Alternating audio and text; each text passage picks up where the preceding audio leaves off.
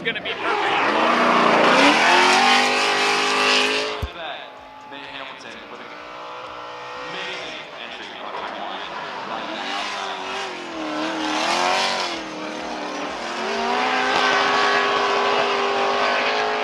I knew what I was doing every day.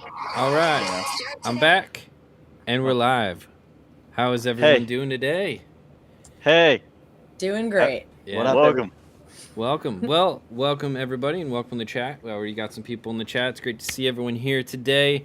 We have the wonderful pink lit Herbie over here. I appreciate you representing the pride out there, as always. And then I can say also, things, but it's too early in the stream. And I don't want to get monetized yet. So. and then we also have Sara, who just came straight from the casting couch. So it's great to see everyone here. Unreal. And then I'm ready for my intro, dude. Yeah, well, Yours is gonna be nice. well, no, I was just gonna say we did already bring on one washed up FD driver, so I'm glad we had another one on this week. So it's fantastic that you were able to make it out here, Nate. I'm glad you're feeling better. Absolutely. Bro, we already got a question in the chat though, and he's like, "Can you make some fitted hats for us bald guys who dislike snapbacks?"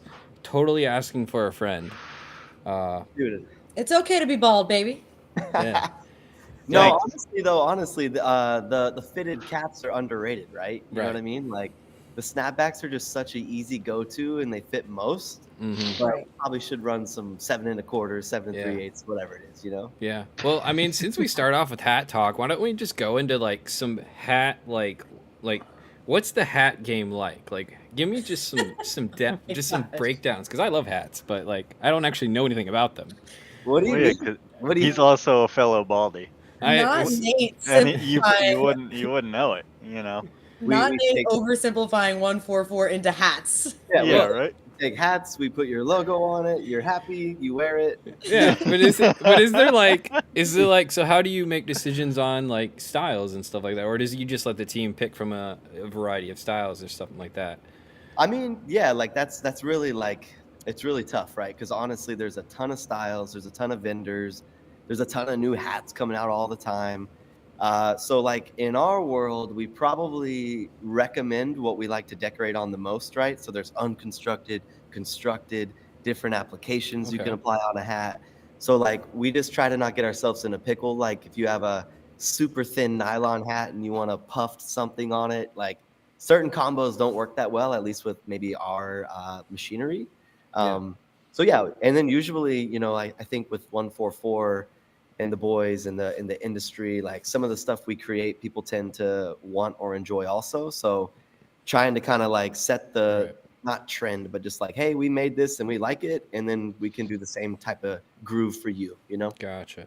Yeah, because there's I know his hat wasn't probably the greatest place to start, but I was thinking, you know, there's so many different elements I want to get to with you, is because you've been around, well, I guess the whole sports industry for a minute now.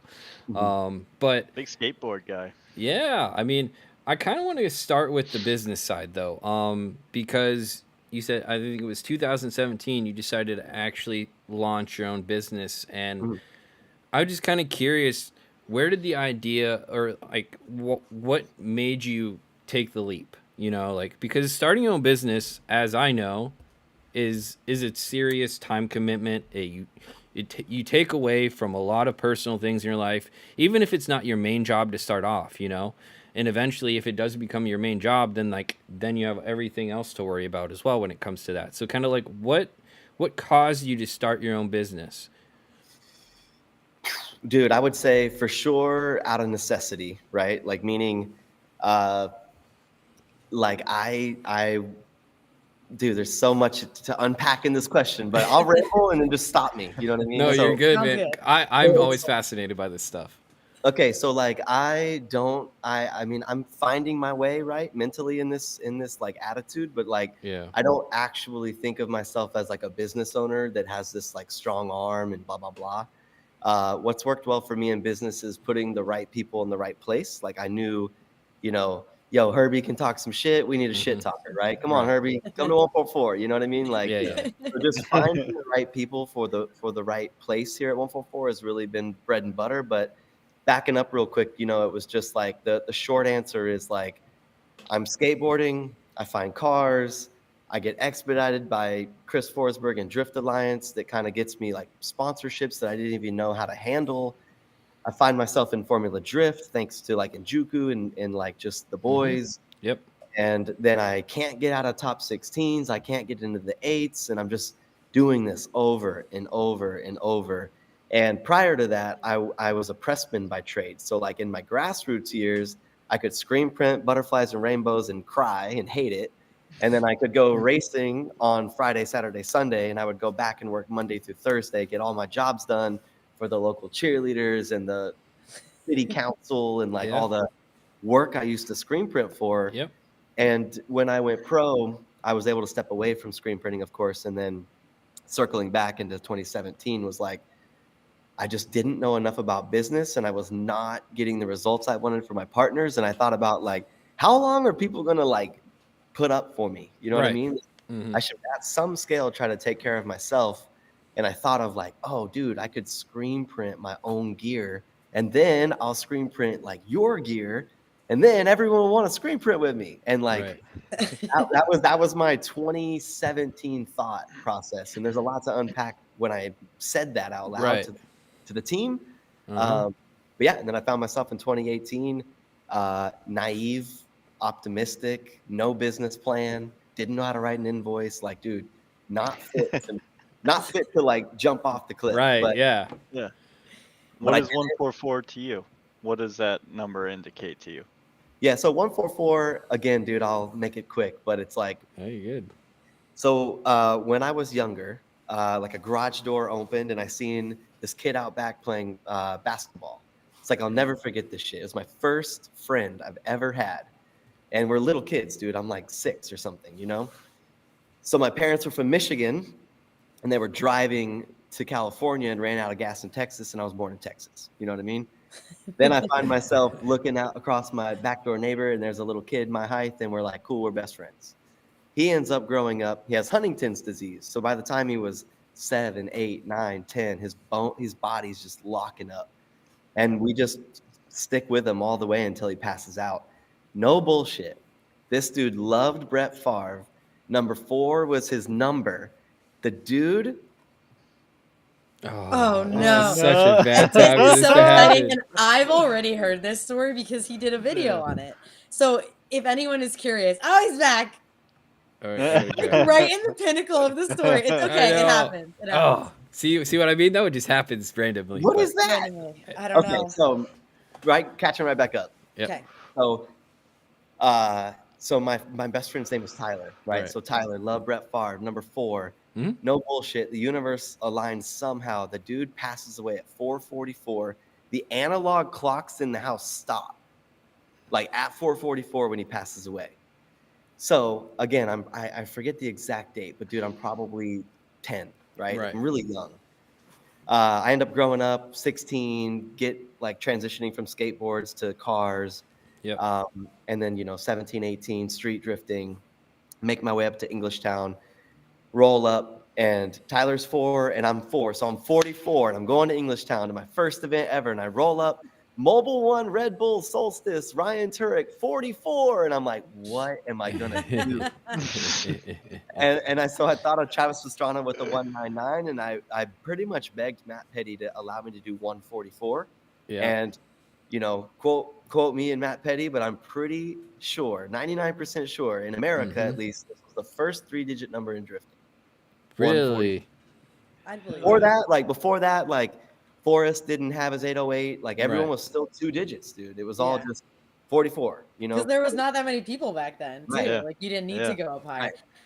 And So so if I'm not crazy, you told this story on your YouTube channel as well, right? So if people want to check that whole story out, they can go find your YouTube channel and support you over there. Yeah, for sure. Yeah. Yeah. But yeah, no, it's cool. It's got obviously a lot of meaning to me. But to be transparent, right? I've been working really hard because 144 is my race number, and it's like I'm transitioning that race number into a brand that helps feed the industry, right? Like we're Yep. trying to raise other drivers as well. And so, Mhm.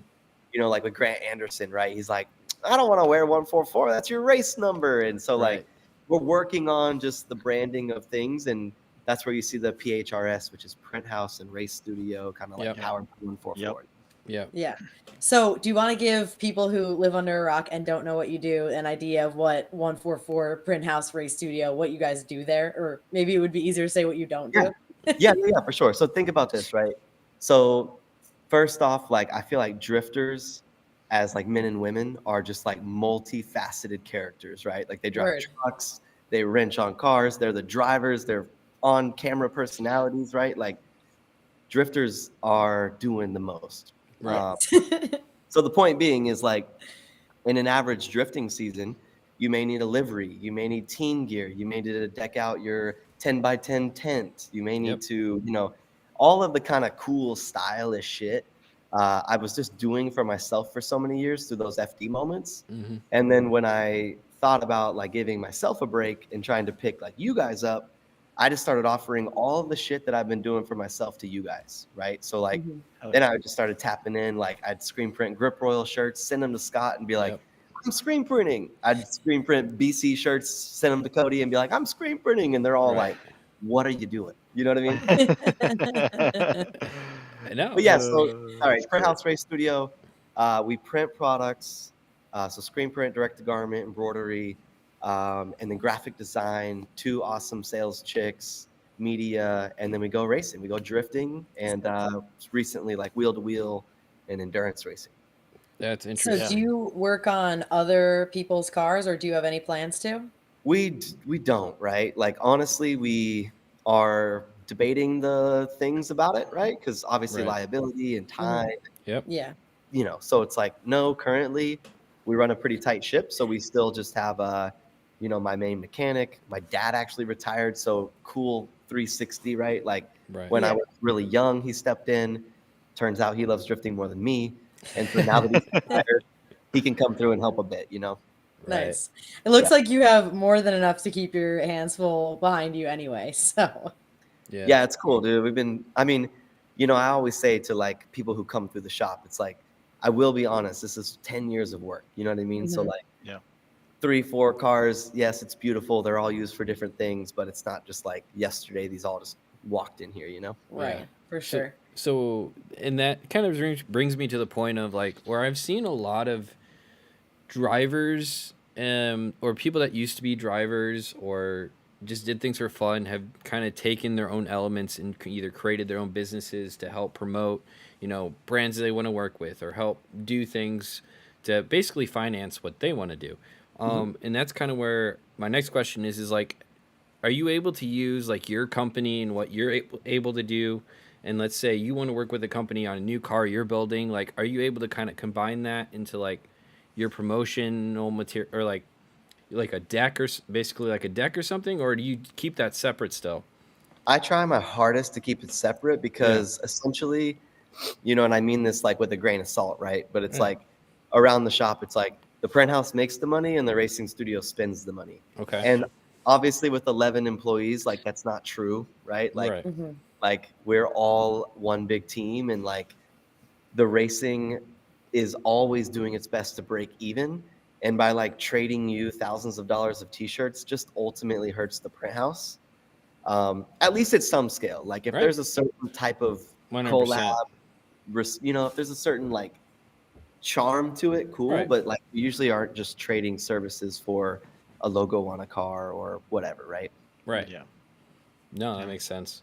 So, And Yeah, you've definitely established yourself to the point, I feel like, where that definitely wouldn't be maybe for like an entry level guy that's just like, yo, maybe, you know, throw me on your car or whatever. But like, But check this out, right? So to be honest, like for the kids out there listening, it's like, so in 2017, I left FD, and I thought to myself, literally in my head, I was like, dude, 2018, I'm gonna buy this old press that I got. I'm gonna screen print, and I'll be right back. Like I will be back in a year. Like give me 1 year, I'll be rich, and I'll be able to just go right back to racing. And dude, check it out. In the first year, I did $100,000 gross revenue, and I thought I was like on the fucking moon. yeah, I was like, oh my gosh. And then as like quarters came through, like Q1, Q2, Q3, and I dwindled everything down, I was like 10 to 11% profitable at that time. So I was like, oh, I made 10 grand. Yeah. Shit, I'm doing something wrong. You know what I mean? I Uh-huh. can barely pay myself. Yep. So with that being said, in 2019, I went to 2 drift events total, Mhm. right? 2020 picked up and maybe did 5, you know, like, Mhm. so I just gradually grew to the time and place I am again now. Right. So it's like, I know it's kind of easy to look at the bright lights and be like, holy shit, they're on one. But like, I spent a lot of years like in the dark and then coming back slowly Yep. and then just like building myself back up. I always feel like with drifting specifically, we can drive when we're 60. Like, 100%. I've got time. I Yeah. can, you know what I mean? Like, Yep. so that's what I preach a lot at the bar when I'm talking shit and drunk. I think a lot of times it's easy to look at like the big picture and all the shiny, beautiful stuff and be like, yeah, they got it like that. Like they're balling out. But you need to look a little closer and see how like everyone's on the grind and how much work and effort, blood, sweat, tears goes into every aspect of this. So And when I would agree. if you look at like generally speaking, if you look at like a pattern of what I hate the fucking word, an entrepreneur or someone who starts their own gig, right? Whatever you want to call it.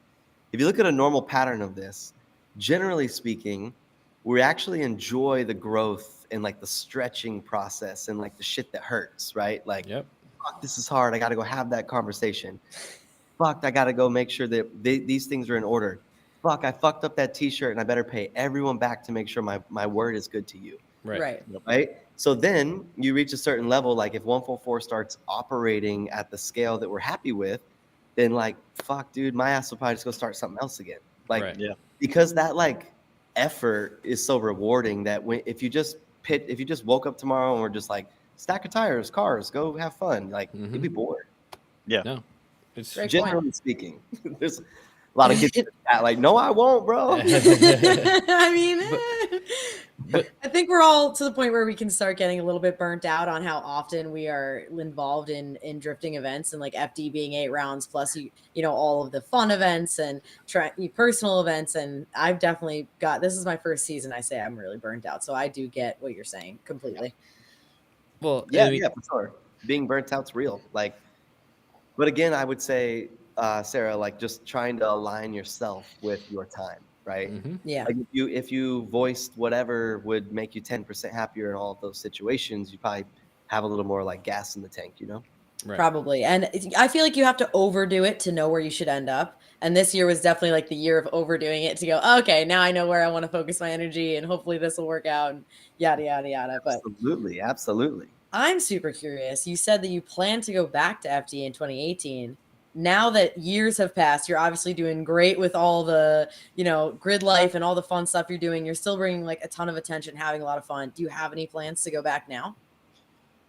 So I'm super transparent, like with a lot of the teams at FD, because thanks to Forsberg, right? Like he's allowing me to spot for him, which is reconnecting me to a lot of my like I say childhood, but just like like my foundation. You know what I mean? Like Yep. Right. Brian at MA and just like Vaughn and the boys and Ryan and Chris and like I'm reconnected with them by proximity. Right. And I've grown up a bit and I've learned how to speak and like I feel like we all love each other now. You know what I mean? Right. So like the point to that was to say like I would love to go back to Formula Drift, but I just honestly would like an arrive and drive setup. I don't necessarily want to operate a Formula Drift program. And why is because fortunately, right, I learned how to speak. So I Yep. learned how to work with companies and I learned how to explain, you know, how to pitch a company, right? Like we can get into that in a second, but it's like, Yeah. for me, when I go, hey guys, I think I might try to go back to, they're like, shut the fuck up. They're like, don't you know? No, They're learning. keep doing the tours. What you're doing is working great. Like Yep. go to, you know, we can nitpick where we want to go and why, different marketplaces. And I'm starting to like think to myself, like, holy shit, I feel like the vision that I had back then is coming true now, which is like I'm not defined by a series. Yeah. Like You're your own Nate person now. Hamilton, yeah, like I'm not defined by a racing series in drifting. And it's a lot easier. We talked about this on Tuesday. You get more laps at these events that are like exhibition or fun events. You get just as much media, if not more. You get still the sensation of drifting and tandeming with your buddies and having a good time. You get all the essence of drifting. It's just without the competition, and a lot of people don't miss it. Oh, I would argue there's Yeah, plenty of other mini competitions all over the country too that you can do. True. but even for partners, right? Like if you're at SEMA or you're at PRI and you lay a map down in front of them and you're like, what region best benefits you that I burn a tire at? And they point to like Oklahoma, and it's like, I'll make something happen in Oklahoma. Like Yeah. like I can do that because like maybe this series won't really let me get there, but like we could get there. Yes. And they're like, okay. They're like, all right, cool. Yeah. Go to Oklahoma. I mean, and that Going on. that kind of goes into, because that's why I originally asked their question about talking to companies about you and your business. So you keep it separate, which is cool, but this has been a trend that I've seen a lot of, I would say, ex FD drivers, like a guy like Travis Reeder. We've talked quite a bit. I've talked to quite a bit with him about like his process, because he's doing a lot of fun events now and using that as a way to sell the brand. Dirk Stratton is actually another guy. That's what he does. Instead of running FD, he works with companies to go to these other events that have different genres. And like the other cool thing about you is now you're starting to branch off from drifting. So Yeah. that's another interesting aspect that you can sell companies as well. So I'm just kind of curious how that all works when you're talking to companies. Yeah. So I guess you'd say, right, like under promise, over deliver. So Yep. the racing side of things is still really new to me. Like what I'm realizing from the mentors in the wheel to wheel world is like I would say most of us drifters, right? Let's throw us in a bucket here, but it's like we're fast and we can run the edge of the line. Yep. You could feel when it's gonna step out a little bit better, maybe. And our heart's like barely beating. You know Yeah. what I mean? Like, oh, we're having fun. Yeah. So it's like but we have zero racecraft, right? Ask half the drivers, what do the flags mean? Yeah. Ask the drivers, and this is like me, Adam, TJ. We just did an 8-hour endurance together. Yep. And whether it's Adam passing under a double yellow or it's Nate bumping a 14-year-old kid in the factory car, they're just little moments where it's That's like a great video to watch. That was a funny one. But it's just there's nothing sorry, let me back up. When we get into these like very cool moments, it's where we live. So for us, it feels natural. But in that world, it's a bit more professional to not bump. And you can't, passing is a clean pass, not like a rough fucking pass. So, but the point being is, I haven't pitched or sold a ton on the wheel to wheel stuff, but I got a lot of compliments and I got a lot of companies that are like, I'm hearing for the first time that I've ever heard this at PRI, like, hey Nate, we've got the drift industry down. Take us into that wheel to wheel shit. And I'm like, whoa, like, okay, cool. Like watching you and Forsberg do it at the only time I got to see it live this year, I believe, was at Lime Rock. And that was sick. You guys were 4 and 5, right? Yeah. We've had then you got overall like first and second or something in the class or some crazy shit like that. Dude, I did freaking NASA, SVRA, like it is awesome to see. I want a gold helmet, like but again, like I think next year our results will be a little bit better because Forsberg and I can run 2-3. We bump each other. We're 6-7. Like we're just You know what I mean? Well, yeah, I like to see that you guys actually understood like the teammate aspect of it too, pushing each other around and like going in front. Yeah. Next person, just keep taking turns. It's really, really addicting, dude. I would have a problem with tire consumption and brake consumption because you would just go for that fastest lap every time, and next thing you know, you got no more brakes or tire coming around turn 3 or something. Really, honestly, the consumables are like ridiculously less than drifting, dude. Right. Yeah. But I was just gonna say, so just working with a company like Link, for example, we've always like, in my opinion, like the company's pretty well established in drifting, but then we want to do branches off into road racing, but and stuff like that. But the challenge has always been the media side. Mhm. And that's where a guy like you is really intriguing because you have the media side down. You're great at the media stuff. Most drifters are, to be honest. Drifting, I will say, my biggest compliment to drifting is their media is top notch. Okay, I got you right here, real quick, not to cut you off. And I don't. I'm not about to try and be a dick to a bunch of the road race guys, but like it is a No, challenge, though. But check this out, right? So Mhm. the same conversations with Adam, TJ, and myself, right? We're Yeah. sitting down, we're like, how do we make an 8-hour endurance race cool on YouTube? Yep. Right? Then we talk some shit. We do our best to figure it out. Yep. With that being said, to your point, drifting equals like lifestyle marketing. Hopefully, we're all learning business. Hopefully, we're learning how to speak and like stand up for ourselves in our own like culture. Right. Road racing. So in a cool way, and if my dude Landon's ever watching this, man, I got to meet one of the coolest kids. His name is Landon. He races with Haley Deegan in the Formula Americas, like going F3. He won his F3 West Coast Championship. Gets out of the. He's a part of our team for that like race. Yeah. Gets out of his car, and he's like, "Holy, he won his thing. He's so stoked." Kind of adrenaline calms down, and he's like, "Nate, how do I get a sponsor?"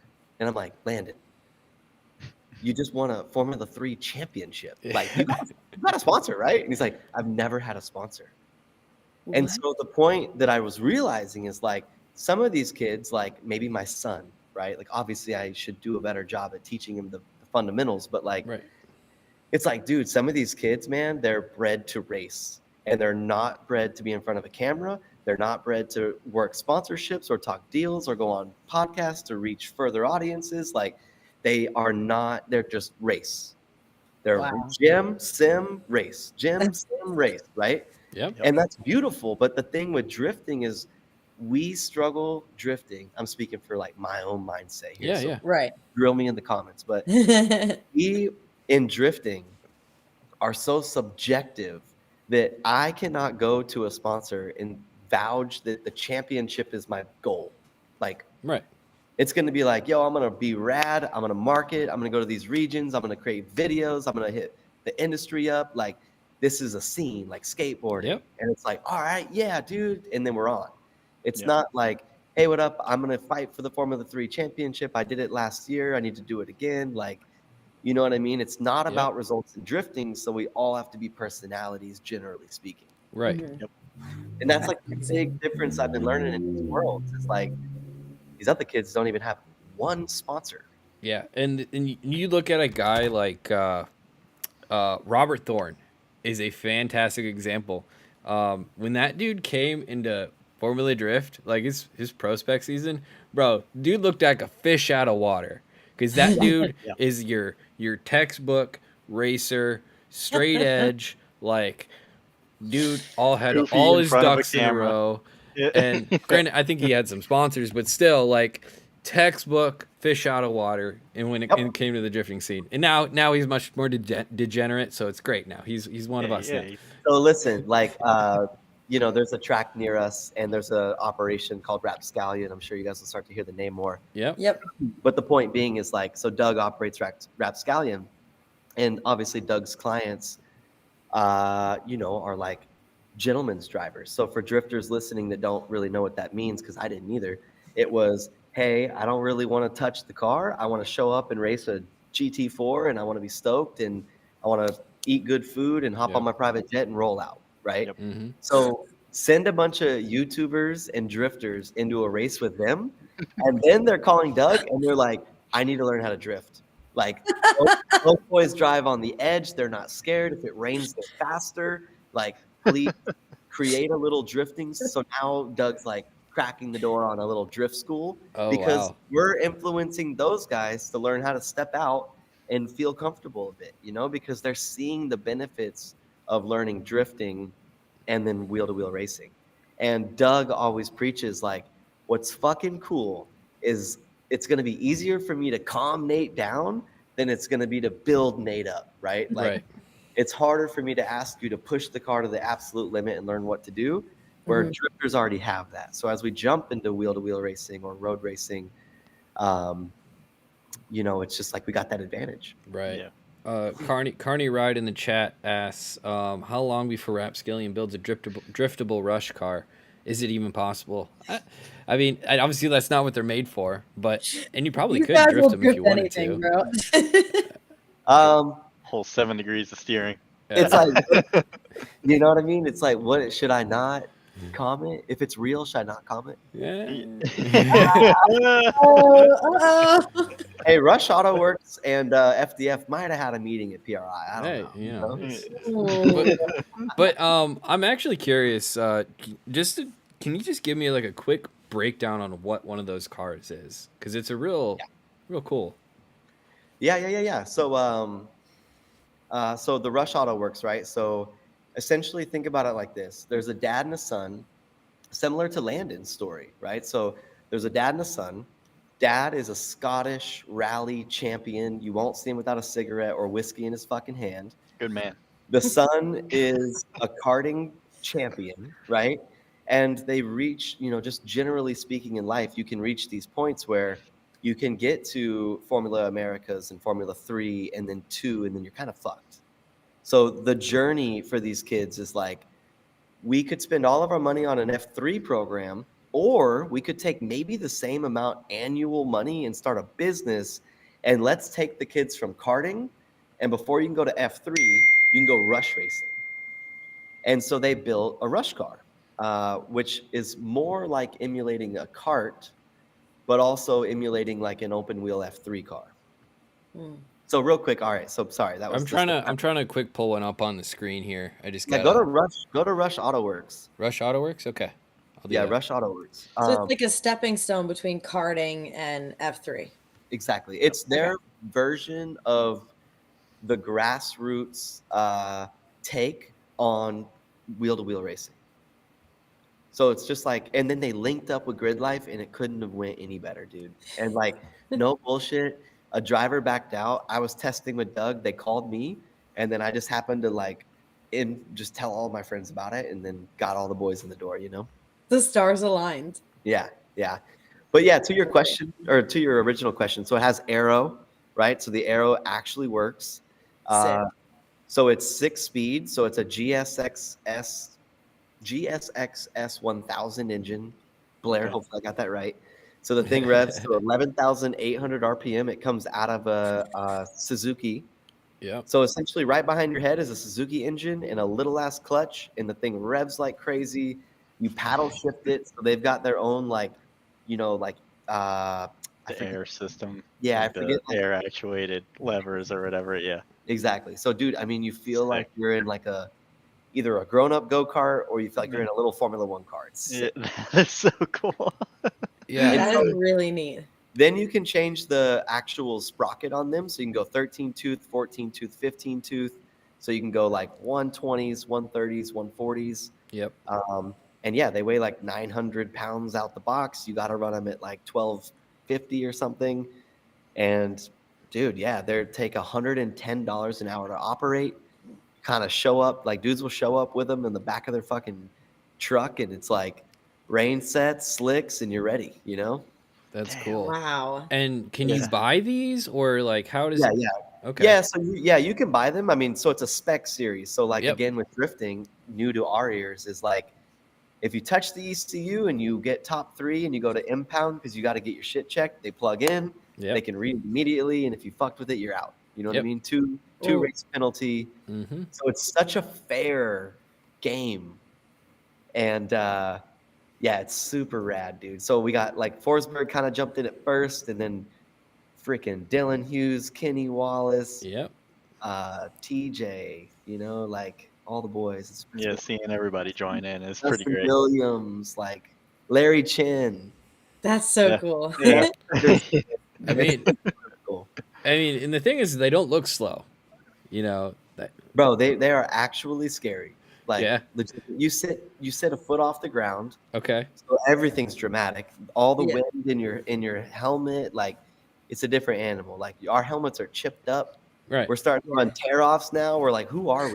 You know what I mean, that's cool. And what's That's great. and obviously when you're running these cars and do you ever like is there like any like what happens if you like hit something and break something? Like what's like the sparest parts bin kind of, for these things? Yeah. So generally speaking, at like a grid life, let's say, Mhm. so the factory will pull up. So they'll have a whole trailer of just their inventory, honestly. Wow. So yeah, because they're like the factory team. Like think about a motocross team, right? So it's Yeah. like you have 10 Kawasaki riders, and if they need an exhaust, like it's in the trailer. You know what I mean? Okay, cool. Right? So it's like when you go to a grid life, they pull up, they got a factory set up there for you. No bullshit, dude. They bring in 3 Michelin star chefs, and they have another trailer that's just a cooking outfit. What? Dude, you guys will see this here at Grid Life, and I'll buy Yeah. you dinner.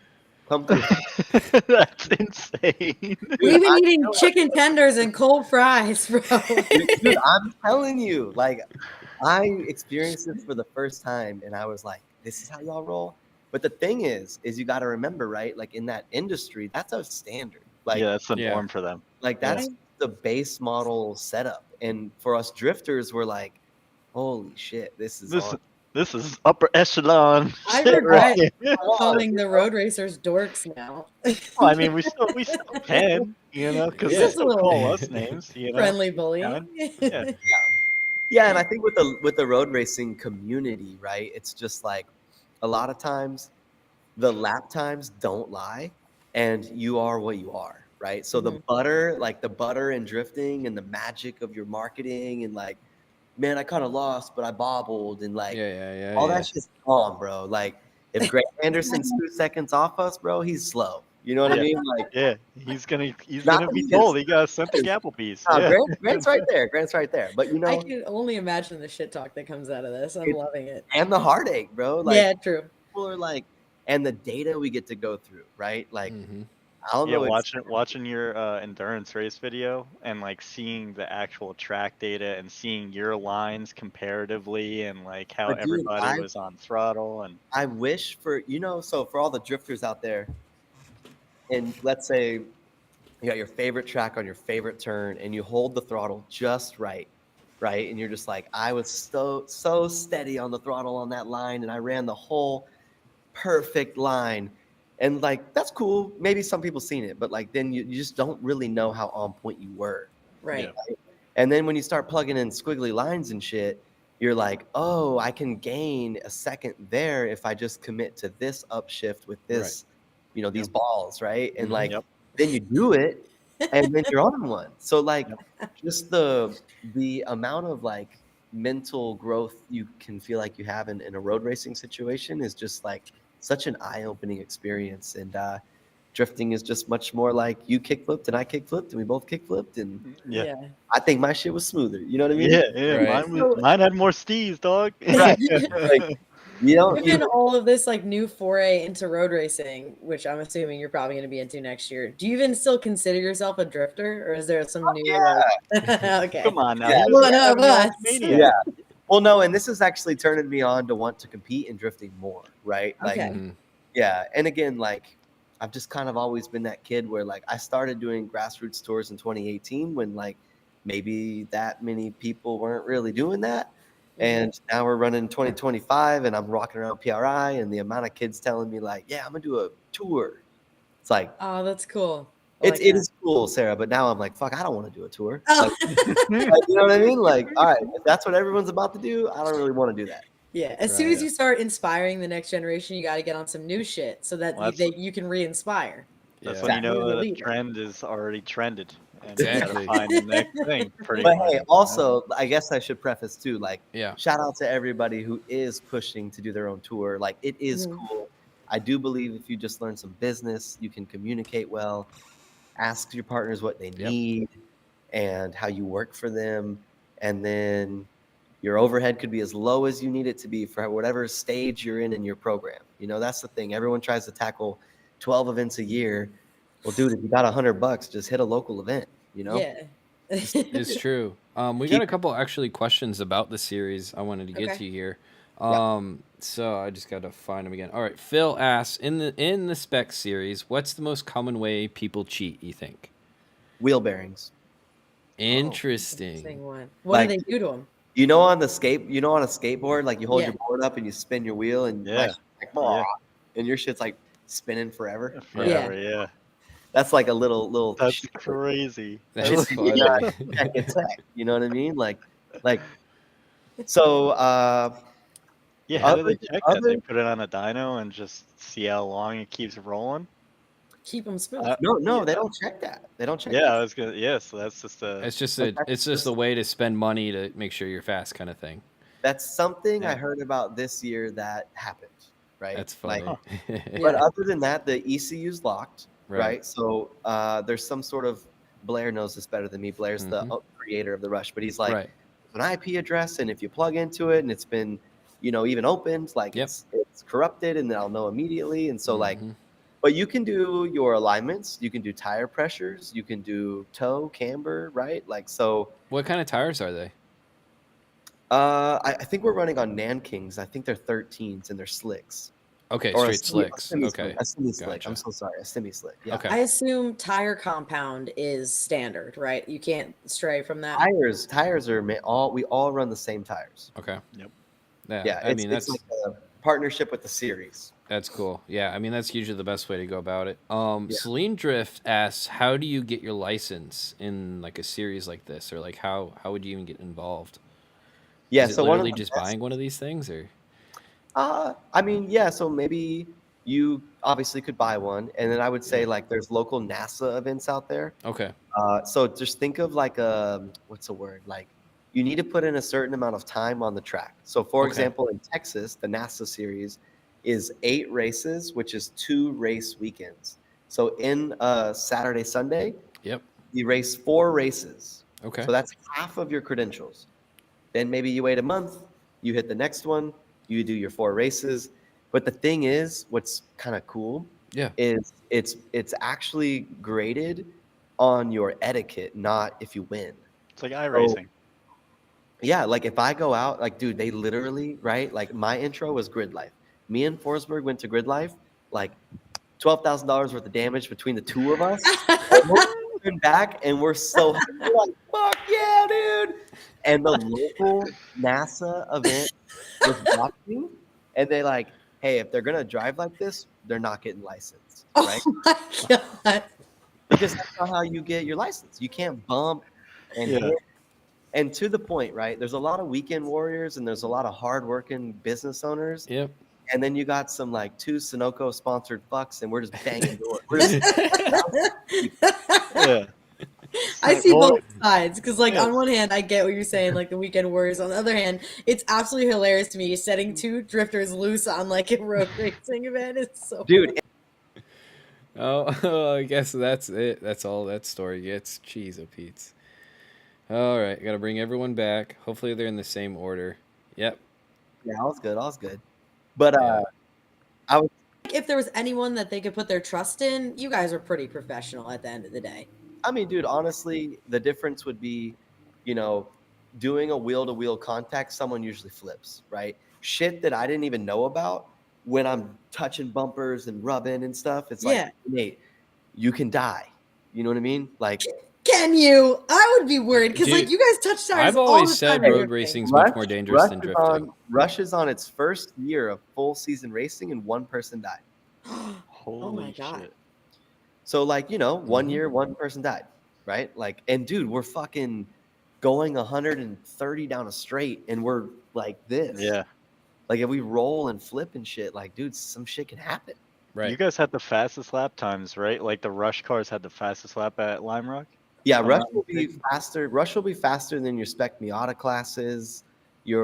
Some of your like, I don't really know. I don't remember what the super lap times were, but I'm pretty sure you guys were like right there. Yeah, with some of these monster vehicles that are a little more beefed up, nice cages and things, But hey, to the original question, look up a local licensing series like NASA. Yep. And you can get your license without a Rush, I believe. You know what I mean? Like, as long as you have a NASA license and a sports car, you can vouch to join the Rush program. Interesting. Nice. I mean it's such a obviously the other part that Rush has going for it is they work with Grid Life and they have the media to promote it. Like if I'm sure if this was like just their own series, it wouldn't have gotten nowhere near Straight up. where it is now, you know. Yeah, Grid Life and them have been an awesome partnership, right? Like Grid Life's Mhm. rad. It's got the youth. It's got the drifters. Like it's The such a partiers. fun there. And it's And got then, the media. say it again. It's got the And media for it too. yeah, yeah, for sure. It's an awesome foundation for Rush. Yeah. That's really Let's see. I got a couple more. Malik's just more of a comment on you. It's interesting to see how Nate went from FD career to YouTube media influencer, and now YouTube influencers like TJ, Evan, and Jimmy are shifting from YouTube to FD. Well, I don't know if they're all going to be driving FD, but Yeah. they're. I want to know how you like the term influencer. Do you enjoy that term? I hate it personally, so you can go ahead. I mean, dude, entrepreneur, influencer, YouTube, like fuck all that, you know. That's why you Yeah. have the shirt, anti-influencer, or what was it? That's Yeah. your boy Yeah, Forsberg. yeah, I know, Oh, I look know. at that. Yeah. Yeah, When he no, I made mean- that, I was like, damn, he's a conformist.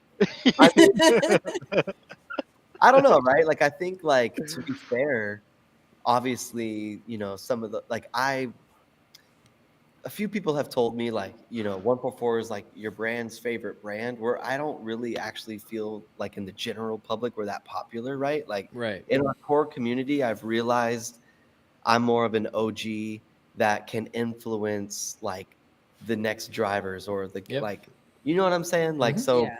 like me and TJ, we get along really well, and like shit's really cool, and he helps Yeah. me out in ways and I help Mhm. him out in ways. So like, but I'm not like a popular YouTuber or really Right. a popular influencer in the mainstream, but I do feel like I've got some pull on just the industry we're in because Right. of the honest business we run and Right. just trying to actually bring value. Like, dude, when you guys start just bringing opportunity to people without asking much in return, Right. you'd be surprised how many doors you for yourself will open up, because you got to remember influencers, even at Grant Anderson's level, people walk up to those fools every day and just ask for stuff. Yep. Right. Yeah. So their initial like hello is like, wait, what do you want? Yeah. So, you know, like I hung out with Adam for multiple months and months and months and months without asking anything from him, just to show face enough to say, like, I don't need anything from you. Like, I Right. just, Yeah. Right. we're in the same marketplace. We're cool. You Just invited trying me to to, chill, dude. you know, and then suddenly, like, Biker, skater. you know, they'll fucking whatever. Like, they'll big you up, Yeah. you know? So it's like, Yeah. I I think, end up having to do that a lot because obviously I've been in drifting for a really long time and I do like the whole interview thing, announcing things. So I have to know a lot about these people. Well, see ya. it's okay. It's been really bad today, and I don't know what it is. I think it's the Streamlabs itself, the actual product. But you know, I'm sure we'll get to her question in a second. Bring it back to your business. Carney, right, also asks, is there an artist or designer that Nate dreams to collab with on merch one of these days? Dude, I mean, a lot of the original artwork at one, so like, truthfully, Yeah. I started Rhythm Print Supply. Rhythm Print Supply, right? Because it was like in the clutch of your left foot, like you needed to have rhythm with throttle in Right. the clutch, and like, so having rhythm was always important, and I was going to print shit, of course, which was Yep. important, and I was going to supply the shit, which is Yeah. There you go. so the problem was the phone was just like, is Nate there? Where's 144? Is Nate there? Where's 144? So we did the DBA, but a lot of the original Rhythm Print Supply was illustrated by Diamond O'Brien, which is a local skateboarder here in Garland, Texas, that is just like, you know, he should be on top of the world with his craft, right? So I really like working with people that are just, they love what they do without the Yep. fame. Mm-hmm. I will say 2025, we just launched our YouTube video that ends our year. Yep. And you'll see at Go the check it out, very, guys. By the way. yeah, go check that out. But you'll see on the very end of that, like this cool earth with race gloves around it. And Mhm. we're coining the 2025 season, the tour. Okay. We're coining that 144 the people. And Cool. It's solely like visualized to collab with more people. So to that kid's point, Shitty's onto something. You know what I mean? Mm-hmm. Damn. Yeah, it's true. You know, it's there's just so much like that you can go off of from there, and like when you did like even your tour this year, it was really cool to see just the variety you were able to do though. I mean, one of the questions here is you got your first I think it was from Phil.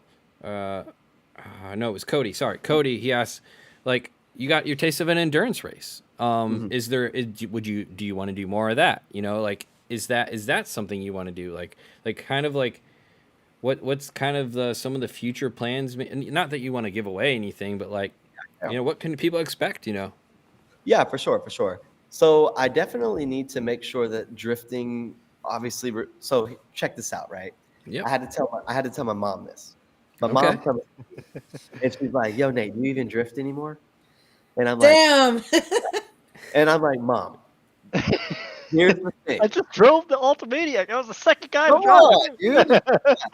But it's like the amount of races and opportunities to go racing Yeah. will overshadow drifting because the Yeah. amount of consumables to run a drift car and the amount of times that I can get the funding to go run the drift car, it's Mhm. like a fucking 7-to-1, right? I can go Yep. racing 7 times in a rush car for one of my drift events. Yep. So the point being is just to say, I really believe it will be very important for my audience to understand that I love drifting and drifting is dominant in my 25 season.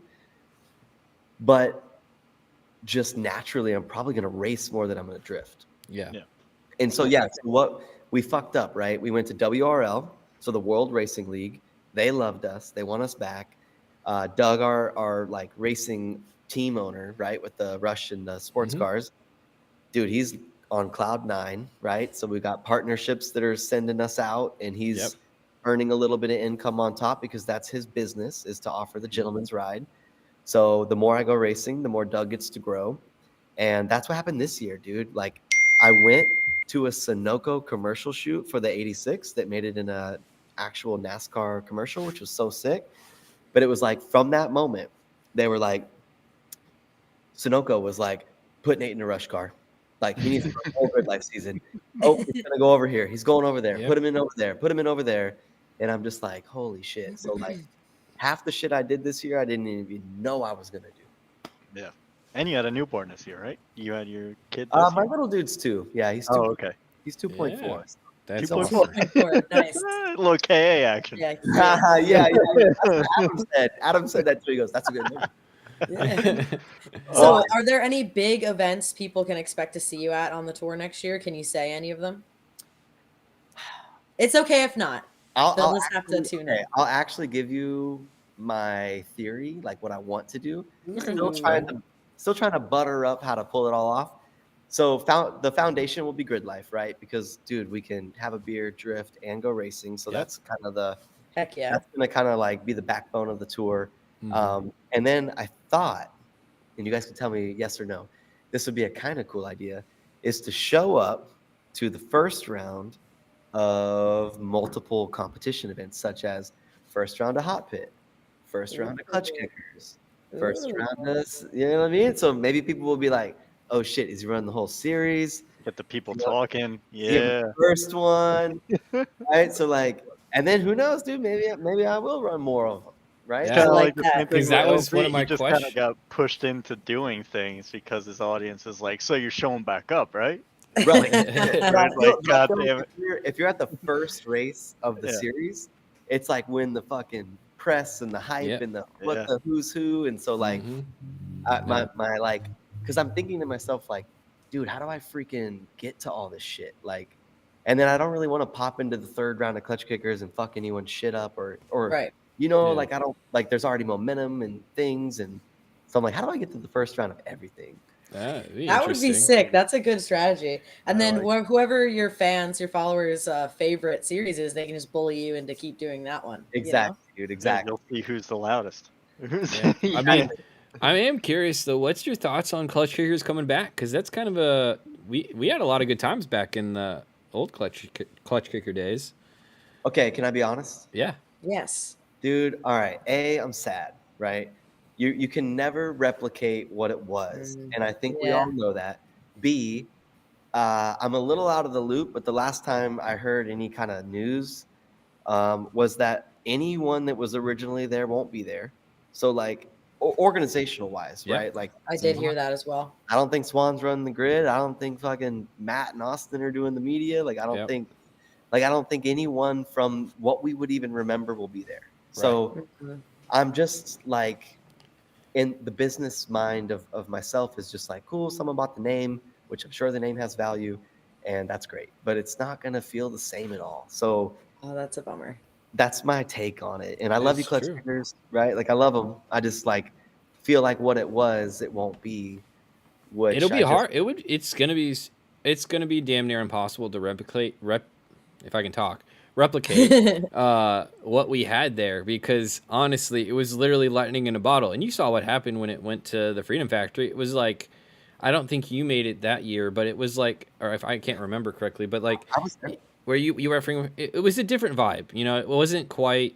Yeah, I mean, granted, it didn't help that 2 of the vents got rained out because the drainage system wasn't great there. But like, it's just, it was such a high point for, at least in my life, of being filming drifting and being a part of a series. Like, it's gonna be really interesting to see what happens, because I feel like a lot of people feel exactly like you.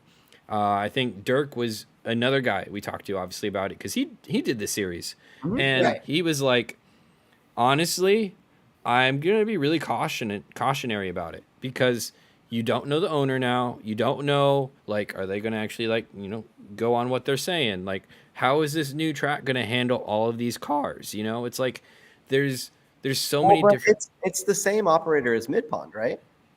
Yeah, and Ken is great. He's a great dude. Yeah, no, like I wouldn't It's be true. worried about like the business behind it necessarily. Yeah, yeah.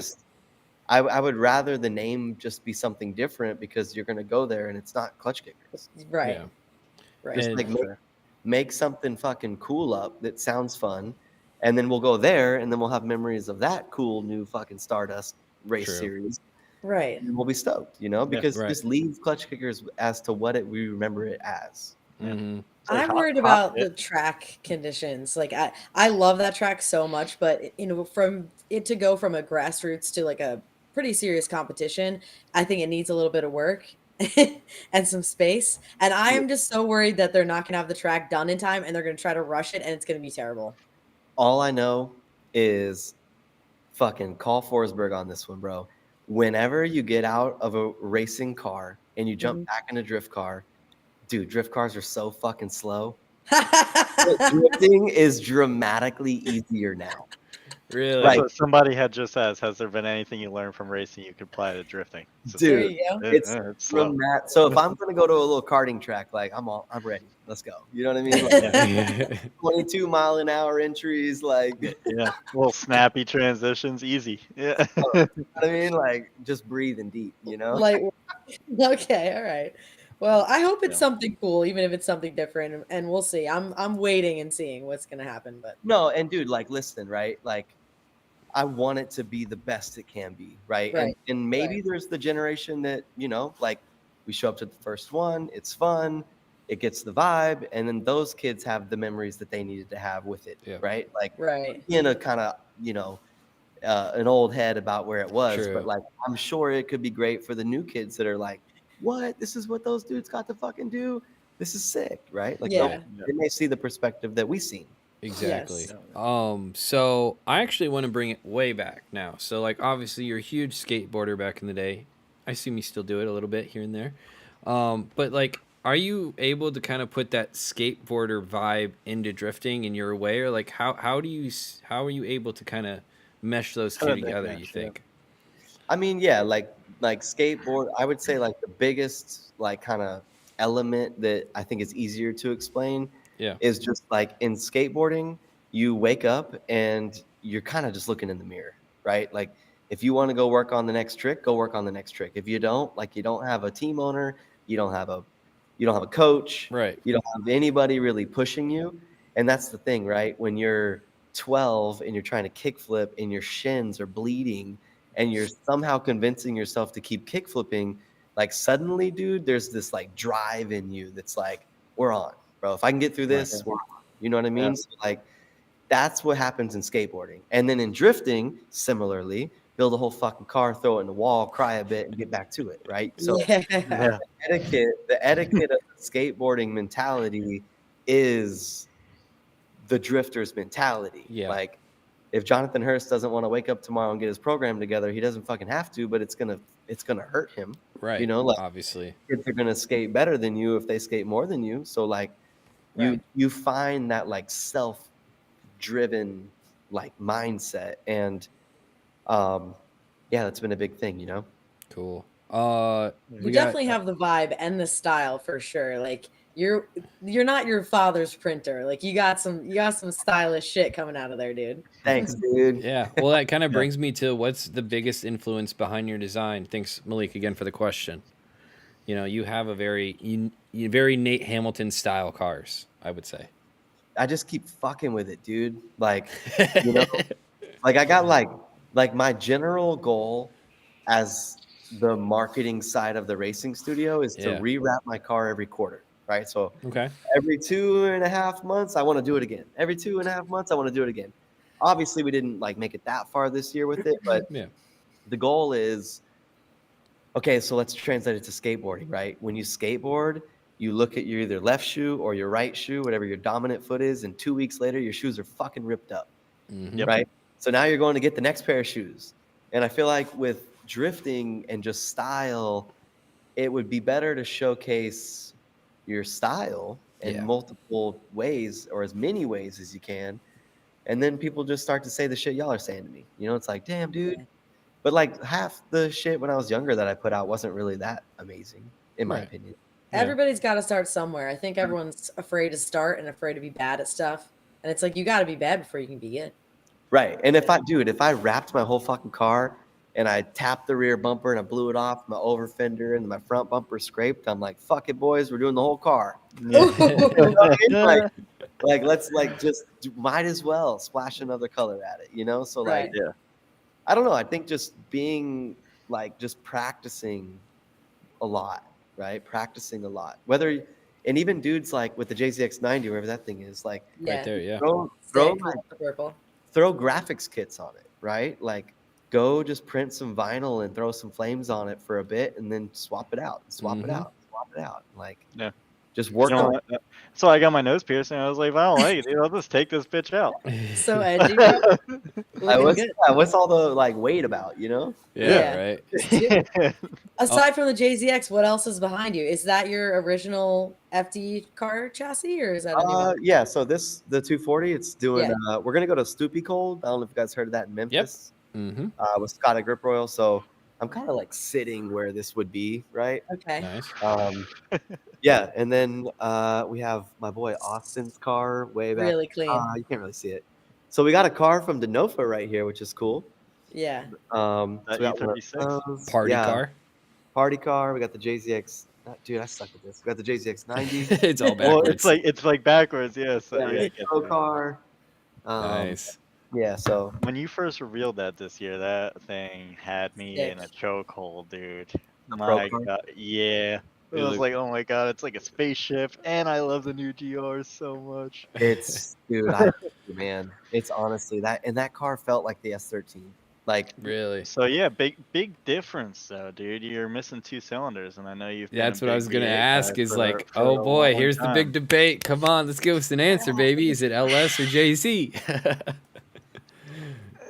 I've heard. Yeah, dude. I mean, honestly, right? Like, fuck, dude. I have to like, fuck. I mean, they both have their pros and cons. So I mean, I feel like I've only ever drifted one time, and it was just a JZ. But I know that if I got into both, I'd be like, wow, these are both sick. Without being like too sentimental, right? So the inline 6 definitely is so much more accommodating to like your like it's so much, how do I word this? It feels so balanced, right? Like the 2J is so balanced, and then suddenly it's like an animal. Okay. But then like when you are chilling out, it's chill. So like I really, really respect the 2J, and I think I would be to say more in love with the 2J right now than the V8, right? Yeah. Meanwhile, the V8, now going sentimentally, right? The V8 has gotten me so fucking far. Like Yeah. it has been there for me. It is loud as shit. It's the one that's going to get most people to be like, "What the fuck's going on?" Yeah. It's definitely like the workhorse. You know what I mean? So I just think for me though, like coming from only being in V8s for 11, 12, 13 years straight, Yeah. literally was like, I need to feel something different. And that's why the 2J has my heart. But I mean, dude, I would say like the V8 for your grassroots to pro-am run is going to save you money. Hell No, yeah. it's We're true. totally agree. Very well said as well, with no hate or shade to either platform. I mean, dude, and I really don't give a fuck. Like to be Yeah. honest, like Yeah. you guys will learn this about me, like optimistic, like just I love both of you guys. Like I don't want y'all to fight. You know what I mean? Yeah. It's like, does it work? All right, cool. We Yeah, run that. yeah. Like I'm not really Um, good at picking a side. It's like Yeah, this shit will take you really far. This shit costs a fuck ton and has a lot of respect, and they both fuck. You know what I mean? they do both Exactly. fuck. Word up. You I got Brandon Gardner asking, "What's your vision with 144? Where do you see yourself in 5 years?" Mm. Big question. Yeah, for I, sure. just throw that out Yeah. there, you I, know. Well, I mean, it's cool because there's a lot of challenges to my vision, right? Like, so for example, this year we started doing fulfillment, and it's obviously challenging to have a fulfillment center, right? Yep. This year we started trying to work with other athletes and bring them under the umbrella and take care of them, but man, running 144 is kind of weird. That's your race number, right? So like, Yeah, there's the vision. It's so, oh man, there's too much to say here. Going back to the original conversation of starting the business, Yep. yeah, I have time, right? Like in 2 years, in 3 years, people will be super stoked to wear 144. Like they're going to understand the business model, the respect, the reach, the people that fuck with us. So I want 144 to be like your Troy Lee Designs in Yeah. motocross, right? hell Like yeah. yeah, like a brand that helps raise and cultivate other drivers solutions. Like we call ourselves like a solutions group in motorsports. yeah, Most likely I've done what you're about to do in the motorsports world, whether it be design your suit or Yep. whip out your fucking table with your mom and sell your merch at the racetrack in the rain. Like like the run of show when it comes to ordering 12 shirts or 1200 shirts. Like, so I'm just trying to expedite your growth in Hmm. the commerce, sales, shipping, athlete relationship world, Mhm. you know? Yeah. Well, that actually brings right to Phil's question. Any advice on starting merch sales or like even selling? Like you obviously work with a bunch of drivers. Anything that you've seen that's been kind of creative that you like that other drivers are doing that help sell merch at like events and stuff? Yeah, yes. First, hit up Nate. I shout out. Yeah. Yeah. So some of the things that come to my mind, which are just so fucking cool, are if you believe in what you're creating, it tends to work. Yep. Meaning, guys will come and be like, hey, I have a strict vision. I want this. And I mean, it can be like wacky and weird. And then I watch it go off, right? Like I Yeah, watch it just explode. Like shit, my intuition would be like, I don't really know. Pop. Yep. Like boom, next order is 5,000 units. You know what I mean? But when that human loved what he was telling his audience, they knew it and they went with it, right?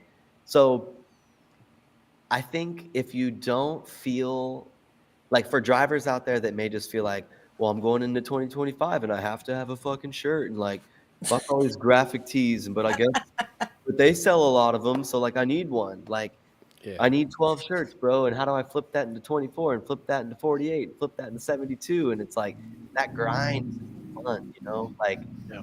do you actually have something you want to create? And if that Right. calls to your heart, like work through creating the design of it first and then figure out, you know, how to connect with printing it and then selling it. But I would say clutch kickers, for example. Mike Castleberry, took their account when they first started. We were able to print for them.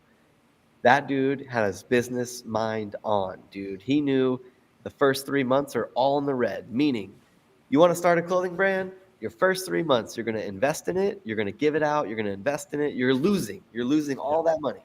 But you're going to cultivate brand and you're going to ship it to Herbie and he's going to wear it until it's sweat driven. You know what I mean? Like you're going to put it on the right people that you know in your community and eventually it will start selling. And that's what Clutch Kickers did.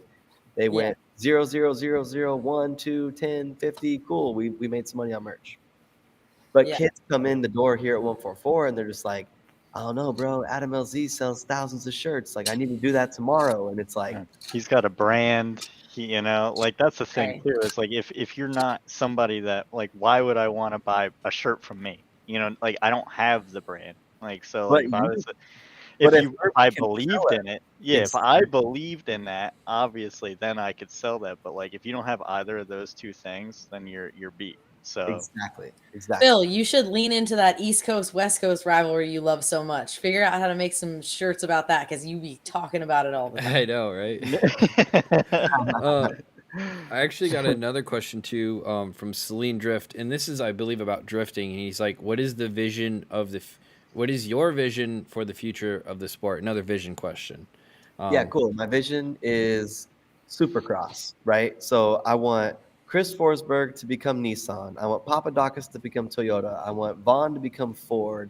I want Ryan Turks on Toyota. I want Matt Field to become Chevrolet. Yep. X, Y, and Z, right? Yeah. Then they get 3 cars maximum under their awnings. Yep. Then they get 2-year driver contracts maximum. So there's a driver pool now, right? Yep. And these drivers no longer, and the series needs to operate this. So Formula Drift actually works with the manufacturers and they work with the factories at that point. And then the drivers are just paid gentlemen's drivers. That's what NASCAR does, right? I believe NASCAR does. It's very similar. It's very F1? It's all like any type of like it's very real racing division is all operated that same exact way. But then, dude, every 2 years or every 1 year, you can sign a 1-year contract or a 2-year contract. Yep. So then let's say you sign a 1, but I signed a 2. Well, every year there's a driver up for grabs. Or shit, dude, Chris is gonna drive for Papadakis. What? Like Oswald's gonna drive for Nissan. What? Like and you see this in motocross, right? Or like a dude gets hurt and the driver comes in to keep the literally saw this today in F1. Perez is out, Right. Yeah, and Ricardo's back in. Is he? Yeah, that's what I heard at least. I don't think that's right. I don't know. I think Lawson was in his seat. Well, the point is we're talking about it. Exactly. The structure of business at the level it's at is struggling, right? You got guys that are working their faces off to make the Formula Drift like coin work. And then you've got Formula Drift, who's also really working hard to just make the show freaking go. And what's missing in the middle of that would be, let's say, factory support, you know, at whatever level, right? Like, so my vision, that's just my vision, right? Like, that's just Nate. That's like that's like the dream, It's like good vision is to have us, and you would almost, you'd have to have some kind of spec at that point in terms of like what you're running and all that kind of stuff. Yeah, but of course. Yeah. I mean, and I know that sounds wild for like for us as drifting because a spec series in drifting has yet to be done in America. But you'd be surprised when you were just like, oh shit, I'm sitting in a car next to Chris Forsberg and his car has 0 advantage over my car. And I got this motherfucker into this car. There is no way he's faster than me. You know what I mean? Yeah, exactly. And suddenly you just can be like, okay, like this can happen. I can do this. Yeah. But now let's flip the coin, and you're a new kid walking into FD, and you're going, oh my God, Forsberg's done this 20 years straight. He knows his car. His car's set up better than mine. He drives off road. He knows what to do. Like this physically, the development of that package is better than your package. Yep. Yeah. Like it's just math. Like they have got more time, energy. It's budget. You and your dad rolling up to the grid, like trying to figure it out. You know what I mean? Mom's selling the merch over there. Exactly. No, it's true. So the closest thing you have technically is Pro Spec, but even that's still a drastic level in terms of the car builds even. with that series. So, but like, Yeah, sure. But that's just my vision. Like, and yeah, I know that's a trippy vision, but I just think that'd be so cool. no, I love that Great vision. idea. I mean that's 10 the Yeah, out I of think a thing. lot 10, of people. sir. Hell yeah, lay it on me. That's how you make more money will come right into the sport. It would be hand Yeah. over fist, totally different night and day. Yeah. Well, that and, like, dude, to be honest, like just getting a pulse on the field this year and like being around Formula Drift, it's like, bro, Ryan Turek, or Forsberg, like those guys to make whatever, right? Whatever number you want in your head, to make $120,000 a year to do 8 rounds of Formula Drift and Yeah. not have to be the truck driver and not have to change the fucking oil in the generator and not have to fucking lay the flooring and the awning up. Like, Yeah. bro, Jeff Jones works his face off to set that shit up. Yep. Forsberg works his face off to set his shit up. Like, Yeah. these dudes are fucking class acts, still fucking setting up. Busting ass. Yeah.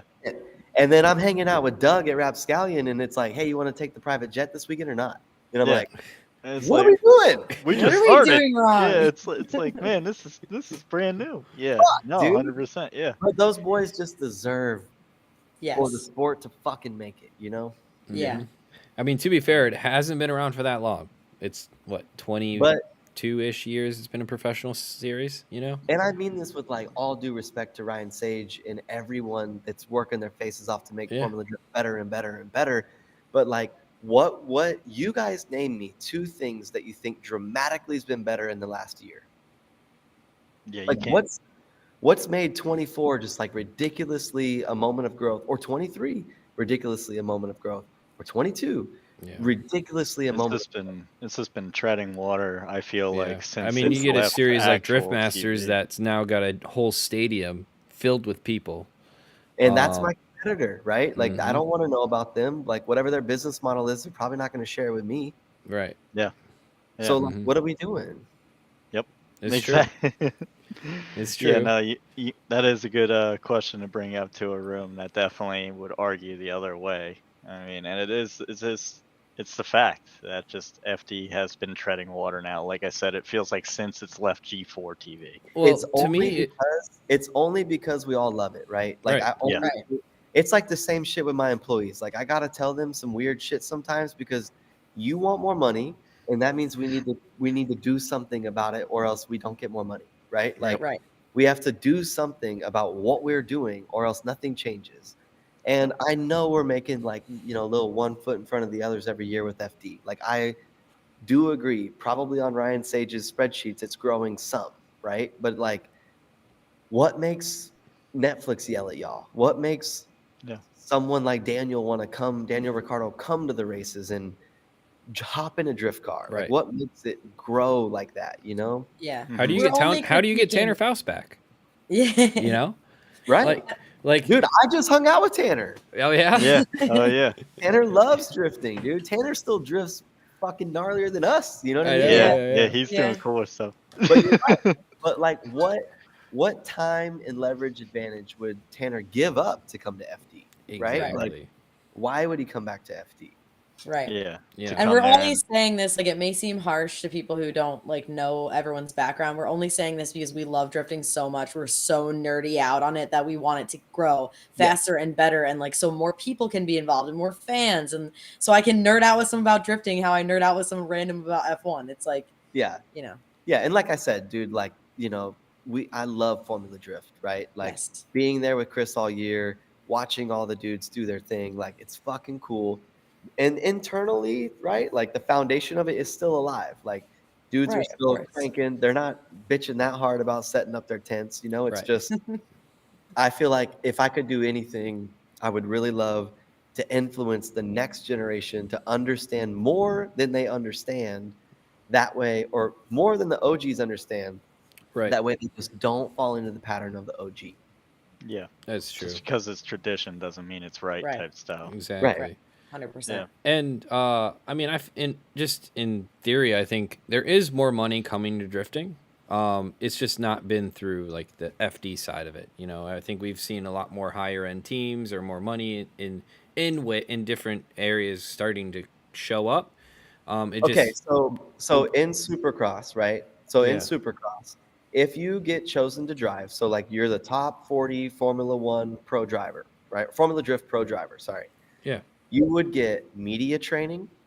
You Okay. would get business training, right? Like these kids they have options, right? Like you can Okay. go to business class through the FIA because you're gonna make, dude, if they box like in Supercross, if they get 1, 2, or 3, it's like hundreds of thousands of dollars, and they race 17 weekends in a row, right? Like Jet Lawrence did a whole season winning everything, and the kid like did 10 M's up, right? Like but like he's fucking 18 years old, right? But the sport takes care of you. They make sure you can speak on live television, right? Yep. And you're penalized on certain things if you speak incorrectly. But we're also offering you the class to come learn. So in Formula Drift, one of the things maybe me and Ryan can fucking figure it out, but it'd be so cool to teach business to these guys, right? Like Right. I had Sara at that bar that we drank at. Yeah. I had Which the one? coolest, right? At PRI, we all like, dude, the drift industry was in the same room. Oh, you know yeah. what I mean? And you know, there's this really cool dude and his dad, and they came up to me and they're like, "Hey, Nate, you know, like, can you just tell us one thing about like how to be better at drifting and like grow the program?" And you know, I probably maybe shouldn't have done this, but I had a healthy amount of beer, and I looked at Dad and I'm like, "Dad, how much money did we spend going racing this year?" And he immediately went like, "Oh my God, oh, I don't want to, we don't That means a want to lot. know about all that." And I immediately told him, like, we have to know about that. Yeah. Like we have to face that like fear of knowing, oh, it's going to cost me and my son $80,000 to take his car around town and drift all year. But now you have a target to hit, right? Now you have something to aim for that you know then how to go get your sponsorships, right? Like most of these fucks are walking around PRI and they want to get sponsored and they don't even know how much they need. Yep. That's crazy. That's It's true. crazy talk. No, it's true though. I mean, Yeah, no, he's right. Just dealing with, like, obviously I work with Link and we work with all these guys that are new in pro spec, and like, you know, like they went out, they did their local pro-am, they did a really good job with their local pro-am, but now they're trying to make it into Formula D. And you know, I get to interview all of these guys and just getting some basic just training of like how to speak to the camera, how to sell your program, how to sell yourself. Don't just be like, "Oh yeah, I'm just here with my buddy and we got this like ragged car, but you know, we're going to send it anyways." And it's like, that's not how you sell the sport, you know? And it's just one of these things where it's like Dude, you're exactly right. And when kids come up and when they ask me stuff like that, my normal approach is to be like, "All right, cool. 144 is interested. Pitch me now." Right? I mean, you should be able to like that. Yeah, like I'm ready. Like, how much money do you need? What do you need it for? What services do you offer? I'm 144. I'm interested in drifting. I want to sponsor people. What's up? And they're like, "Oh, you know, like Yep. I know how it is. My day job, it's a smaller company, but I handle all the sponsorships. And if I had a nickel for every time someone was like, "You'll get so much exposure, bro. Like we'll get you some photos," and I'm like, "Brother, you're gonna have to do better than that." I'm trying to change that, right? Like my general like point of the story is when you go up to anyone, it would be more like, "Hey, what up? Are you guys interested in the 2-year contract with drifting?" No? Okay, cool. Love to see you later, right? Because year one, whatever we end up doing together in marketing and this and that, it'll come around. And then year 2, we're starting to see the results. 3 years would be great for me. How's 3 sound? Right? And then from there, if they say yes or no, then you already know what you're getting in for. If somebody wants a quick little 12 months with me, then I'm just like less interested, right? Because I don't even get to see you guys grow as much, because by the time I do the fucking trick, you're kicking me out. Like, so then with that, like, does 144 have services that you care about, right? Like, what do you need from a driver? How do I work for you? That one alone, boom, right there. Those 2 questions will already just set kids apart, where the owner's going, "Oh shit, yeah, what do we need?" Right? Or the marketing chick or dude is going, "Well, give me a second. Let me go figure out what we do need." Like, how am I going to pitch to you if you don't even know what you need? No one has ever asked me, "What can we do for you? What would you like media wise?" That no one's. I've worked for 5 years. Dude, I'm telling you, But then people wonder, why does Nate have so many cool things going on versus when he was in FD? And that's what I'm trying to say. Like, I learned how to talk, you know, I learned how to like understand. Like, I used to be the kid that told them, bro, I'm gonna get you some photos. And then they gave me the money, and then I gave them some photos, and it just it doesn't do anything. Yeah, you're not helping I mean, you're not helping the company really actually activate and, you know, like actually have at least some kind of ROI, you know, like, and that's one of the biggest challenges is when we're talking from a link standpoint, talking to drivers, it's like, all right, cool, you're a good driver, but like, how are we gonna like actually like see any growth here? Like, you know, and you know, some guys, like, you know, a guy like Jimmy, for example. Jimmy's a really easy person for us to work with because he sells the product. So like some drivers, that's their thing. They have like a side business, a little online retail store. All right, now you got some ROI. We can actually see how I'm actually helping you promote the product or whatever. Or you do kind of like what you're doing and kind of branching off in different industries and stuff like that. So you have to kind of figure out, okay, what are you able to do that maybe is different even? Like that's another thing I would say is like, congratulations, you're one of another 50 people that have asked us that we're good at drifting too. Okay, so what can you do different? Like, okay, but check this out, right? My kind of spin on that would be to say, so think about it like this, right? Yeah. Like telling a story, like telling a captivating story is really where the charm is, right? Meaning, if you have James Dean who comes from Ireland, or you know, we can use Hero maybe as a better example, right? You got a kid that's coming in, and dude, he's just a badass drifter, right? Barely can speak English, doesn't want to dance in front of a camera, but like the captivating story is, hey, what up? I'm really young, and my goal is to try to win at this thing, and follow and grow with me. And like, if that with a Red Bull logo on it is enough for us to be like, holy shit, I'm excited to follow this story. You could still just be a fucking drifter, but like, tell me about your fucking story. Tell me something that's gonna make me like give a fuck if Jeff Jones gets to run it back. You know what I mean? Or like, we get invested in the characters of the sport, less the results of the character. Right. You know? Well, how would you increase the? So this is one of my critiques with FD is we don't have characters really. We have cars that you can kind of cheer for, and like there's like one of the most fantastic things that obviously F1 has is that the Netflix series where you're able to build these caricatures. I can talk, you know, about each of these drivers, and you can kind of pull towards one and be a fan of a certain driver just from the personality side. And it's like, how do we change that into drifting? Like, how do we get the drivers, even from like a live stream standpoint, where like obviously a lot of the people that watch drifting are not there, you know, at the event. How do we better market the people that are driving and get those organic like storylines to care about and stuff like that? Well, I mean, that's like you know, that's like what's the word? Fuck, I had the word on my tongue.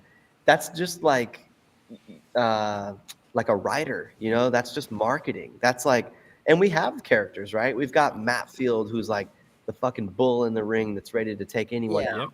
Never puts a shirt on. Jesus. We got Frederick Osbo, who's like polished and like he's our clean racer, right? Like we got Forsberg, who's like the old dog, new tricks, you know. We've got literally like new kids from Japan coming in, but like the problem is, in my opinion, it's maybe not even a problem. I shouldn't say that. What could be better is the storytelling of the FD field, right? Who's going out and collecting the data on all the new drivers, right? Like every round, I'm sure Netflix has a paperwork fucking packet that the team owner needs to fill out. Like, where did homeboy wipe his ass? What did he buy? What clothes are he wearing? What data can we get from you? Because when Jeff Jones is on the line, we want to speak honestly about him dramatically. You know what I mean? Right. But like, who's telling the story behind Formula Drift? Because the characters are there. Yep. I believe. No, they are. That's what I'm saying is like, but like, how do you create that audience, you know? Well, like right now, it's, you know, and like, that's what you're saying. that has to be like a subdivision of Formula Drift's business model. Formula Drift has to build in inherent media themselves. Like they have media people. They've got GoPros on everything. They hold the line to change the GoPro around. Yeah. You know what I mean? I'm gonna try to buy Ryan a GoPro because we can just put 2 on. Then we don't have to stop. You know what I mean? That used to be my job. That was my very first job in drifting. Was putting the GoPros on the cars. I don't understand that. I got to go to FD for free and stand on the start line and watch the entire show from the start line and get $15 an hour. But like generally thinking, like for us, like on the grid, it's like I got a $250,000 race car idling, burning this much fuel. Oh yeah, and we're literally swapping a GoPro. And well, then my stupid ass is like. But then we're talking about wanting to be on a Netflix show, bro. We're far off. Yeah. No, it's true though, because it's like even just a little bit, just the little things of like getting the drivers like Herbie, am I saying too much? But like Drift Masters, I like it. Okay, this is I mean, obviously Drift Masters, Red Bull does a great job at their live stream or whatever, but they have a camera that goes inside the car. You can see inside the car. You can see drivers reacting, celebrating. They come out of the car after each battle. There's at least some personality there, and that's always been my thing. Is like, how can we get the drivers on camera more? Because the only time the drivers are on camera is the top 16 intros. Formula Drift has more love and more charisma, I would say, than like a Formula, like driver to driver. Yeah. The amount of cool shit that goes on behind the scenes. Yes. But dude, I'm saying that's what's difficult, right? Like they just have to put in the infrastructure. It's time and money, and it's probably another little army of 6 people to operate that, you know? And that may not be in the cards for Formula Drift. Like their overhead, their this and that, their driver count, like whatever the funding equals, they don't seem to value that. True. Yeah. That's why we tried to pick up where they're lacking. We're doing it a little bit. We're trying. Just with an iPhone, but we're trying. Yeah. I like me and Herbie's little streams. They're like my favorite part of going now. As long as the cell phone signal's good, everything's good on my book. Dude, you got it. Yeah, go ahead. And we're all doing our parts, everyone. So I'm going to be a little lecturer. Like all of us go to FD and support FD and try to grow it as best we can in our own way. So if you're watching this at home, please, in whatever your own way, whether you put the live stream on and go do something, comment on their social media, like be present, follow everybody, follow the drivers. I guess that's do as much as you can to support the sport, obviously within reason. But yeah, and give the judges a break, right? Like this is a sport. I'm like, it's a tough sport. It's a gnarly 40-second run. These dudes put their hearts on the line. Formula Drift is the coolest sport I've ever been a part of, right? Like the racing's fun. Formula Drift should and would always win. It's just anytime something needs to grow and become more than it is, it feels like stretching. And sometimes there's those lulls in the activity. But I believe in Ryan Sage. I believe in Formula Drift. And I think it will come out. And then it will blossom again like it did in 2010. Yep. And we'll be like, fuck yeah, it's on. You know what I mean? 100%, man. Absolutely. All right, so I have a bunch of questions in the chat that I need to get to at some point, but I did have one just personal question of mine. What's it like to drive the Ultimaniac? I've always wanted to know. Yeah. Like, dude, it was so I guess. Have you driven? I'm assuming a sequential before, right? No. Yeah, no, that frightened me. The idea of you want to move it? Nah, man, never. Did driving the Ultima make you want to like blast Sexy Red and have no bumpers on the highway and evade police? Okay, I link up with Forsberg and it's like Forsberg built a purpose-built drift car with no rules, right? So like here we are with a legend of the sport who built a car that has 0 rules. So for me, the car was just super balanced, the power to weight, the steering, like the engine placement, putting 1, 2, 3, 4, 3+ people and me in it, like it felt like Corvette. Like what? Really? It has Corvette suspension, right? Okay. Right, so it's like the or whatever you call it, like the actual like chassis, right? Because it's like a I'm forgetting the term. It's a tube chassis, isn't it? Yeah, it's a tube chassis car, right? So it's like where the pickup points are like a fully built car by him. Yeah. But essentially, the PBM stuff is all from a Corvette. So Yeah.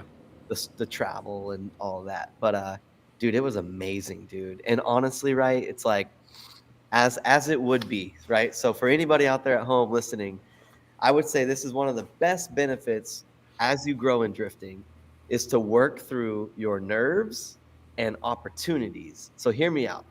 Okay. Forsberg calls me, hey man, SEMA, want to come run the Ultimaniac, X, Y, and Z. And of course, I'm like, we have to do this. He's like, yeah, no tandems.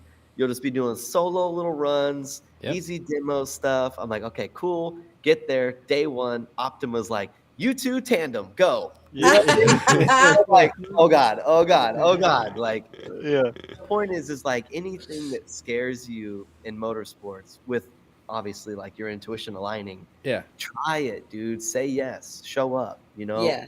It's Like, kind of anything I feel like with life. It's just like that means that it's a change in the right direction. You're only gonna be scared how many times? right. And Mhm. yeah.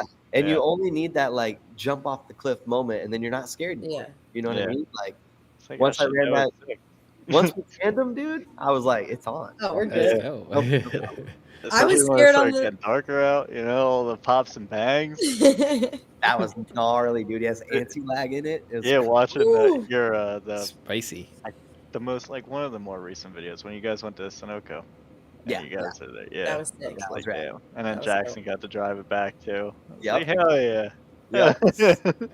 Yeah, That's cool. I totally agree with that sentiment because I was even nervous doing the first like pit walk live stream with you guys. Obviously, I yap professionally. I shouldn't be nervous. I've been in front of a camera every day for my day job, but I was like, "Oh, we're going to be putting a microphone in drivers' faces. Like, how are they going to feel about that? I don't. Is anyone even going to watch it?" And I was just like, "Shut up, shut up, shut up. Just do it." And as soon as we got into it, it was so much fun. One of the best things I've ever done. So like across the board, if you're a little bit nervous, like, oh, I might not be able to do a good job, just try your best, and I'm sure it'll be fine. Absolutely, dude. Yeah. And even if like the first time doesn't go perfectly, like you get better with time. That's just how it is. You know, with anything. For sure. And I just think too, like, I think right before the show started, we talked a little bit about, just like driving and developing as a driver and getting through those like, okay, I'm sitting on the line. Okay, I have to go qualify. Shit, I'm a little nervous. Wait, now I'm visualizing hitting that wall. Oh wait, I go out. Oh, I hit the wall. You know what I mean? Like yeah. working through like becoming mentally strong is also very important, and you can kind of do that in multiple ways, just on a daily note, not even like in a car. True. Oh yeah. So let's hit some of these chat questions. I mean, some of it's on similar topics we've covered. I just want to make sure a lot of people Looks are like in your here. wifey is in there. Yeah. Oh, really? We love the wife and family My support. lady, There we how do I go. see the chat, dude? It's just on YouTube. So she said, Yeah. That's "Oh, why love if that you have an extra question." screen, you can check Is it your out. nickname Tito? No, that's our media dude, Tito. Oh, Ah, there you go. You think Tito he was in the one here? who asked it? Oh, maybe. Oh, what did he ask? But Nate, what was one of your favorite moments from this past year with Indy? Maybe that was him. Is he Senshi driven? Yes. Okay, that's him. Okay. Cool. All right. I got Tito then. So, dude, all right. I don't know if any of y'all were around for this, but at Grid Life Midwest, so my little dude's 2.4, right? So, like, Yep. 2.4. Yeah, me and my lady, we stopped doing the like, he's 79 months old or whatever. We started doing 1.5, 1.6, 1.7, 1.8. Start anyways, talking about car like it. payment links. Right. But we get to the point where we get to Grid Life Midwest, and we parked up on that hill when you overlook kind of that first turn. And dude, my little dude has his bike, and he just gets to the top of the hill, and he's just stoked to go down the hill on his bike. Yeah. And I'm like, I think at the time he was like 1.8 or something, like months ago. Yeah. And we kind of go down at once together, and like I hold his bars, and then he's like, nah, dude. And he goes down by himself and just rolls. rolling. And we're just like, shit, like I'm a bad dad. No. He made me so proud, dude. He got up with little tears in his eyes, and he looked back up at the hill, and then he went back up for it. And then he got Yeah. Let's go. And I'm like, how does he even know? Like, he's already gonna be a ripper, dude. That's a proud dad moment for the record books for sure. Yeah, You guys are doing a great determination. job. That's awesome. Yeah, cool.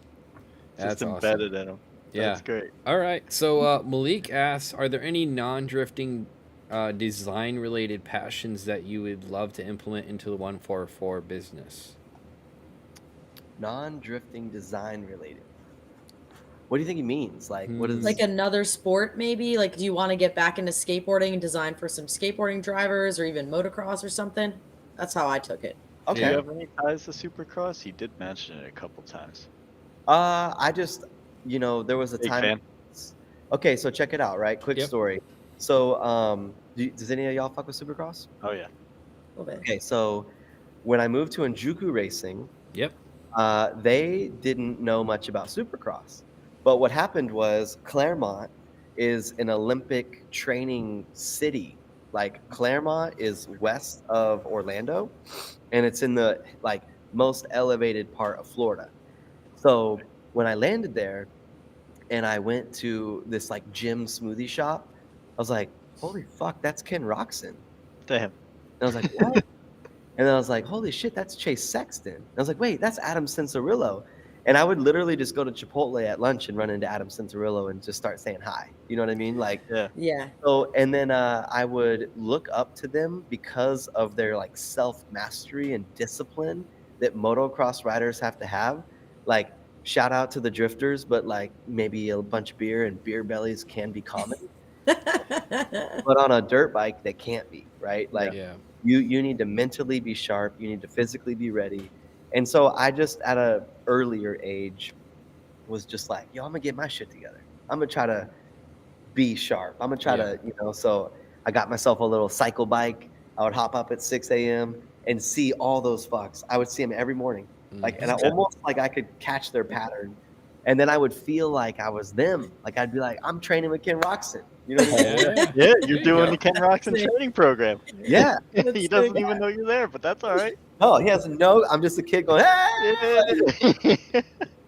So the point being is then I started looking at the sport, and then I watched how the sport treats the athletes and how the athletes are factory riders and they feed their families, and there's bonuses and contentions on their results, and like I just loved the structure of that sport. And so yeah, me and my lady, we go to the races when it comes into town once a year, but other than that, it's just kind of couch potato watching it, Right. It's okay. Still supporting. It's good. Oh, for sure. No, I just had to ask because he had mentioned it a couple times, and now, yeah, I'm just another fan too. I think it encompasses the full perspective of like, and the same shit with 40-minute sprints in a rush car. Yeah. Like, dude, the amount of drivers that got out when we test here in Texas that are literally like, I'm done for the day. And we're like, there's 2 more sessions. And they're like, no, done. You know what I mean? Because, dude, like, keep your focus for 40 minutes straight, right? Yeah. We would love you to be 1 second at max, if not 5/10 off each lap for 40 minutes straight. Yeah, even doing like the iRacing, or like when even Chris and I, when we had the lap time, like we would try to race each other's lap times on his sim at the shop, and it's like you do it after a while. It's like you start making the mistakes, even though clearly it's like, and you start telling yourself, like, I've just done this 26 times in a row before. Why is now on the 27th time I'm falling apart? It's like I see someone in my rear view, I'm gonna fall apart now. It's like nah. Yeah, there's a lot there, and then you hop back in the drift car and you're like, run 1 lap. Okay, cool. Yeah, easy. Yeah. Took 6 months off. All right, Malik with another. This is this is a long question, but we'll get it there. Are there any reoccurring marketing troubles or problems that you've noticed within, let's just say racer programs, and how do you remedy those problems and elevate their program? I'll translate that as like marketing problems in racing programs equals the program not knowing the service that it can offer, right? Yeah. Like if a company comes up to me and they're like, hey, Nate, what up? We'd love for you to integrate 4-minute ads talking about the dish soap. Can you make this happen? I would be honest and say like, dude, I'm not going to be good at that, right? Like maybe I'm going to struggle with that service I'm providing because I'm actually not aligned with providing you with that service. So like a lot of times I think shit gets like sour when you're trying to either do do a service for someone that you actually don't know if you can do. Becomes disingenuous. Right. Yeah. And even to Sarah's point earlier, where it's like, hey, what up? My name's Nate. I'll take some photos. Can I put your sticker on my car? It's like, well, who's your photographer? Right? Like, how many photos are you going to give me? Right? What quality? What are they going to be exported as? Right? Like, what cadence? When's the delivery? Right. And what format do you know that I'm going to use them in? Right? Right. Yeah. And so all of those things need to be refined when you just say, I'm going to give you some photos. Right? Like, so I think just understanding what service you can provide, or you and your racing team can provide, other than showing up at the event like everyone else, would be a good starting point. And to Nate's point earlier, keeping your word. If you say you're going to deliver me 4 photos, deliver me 4 photos. If you going back on your word is the number one reason I don't want to work with someone a second time. I don't care how many championships they won, because I get chewed out if I don't have the photos to show my boss. Dude, I always preach under promise, over deliver, right? Like, if I knew in my heart me and my boy were going to give you 4 photos, I'd tell you 2. Yeah. That exactly. I'd rather you tell me 2 and I get 4. I would be stoked on that. Exactly. Phil's got an interesting question here. He says, if FD became more professional, would that lose the appeal of being obtainable for your average weekend warrior? Has he heard about clutch kickers? There would be, so if the sport at the top, if the pinnacle gets better and better and better, everything underneath it will follow suit. So your other series will then become a little bit better and a little bit better. And then there will be more of them, right? Like, you know how many NASA and AMA sanctioned bodies out there for racing? Like, you can race every weekend in Texas. Yep.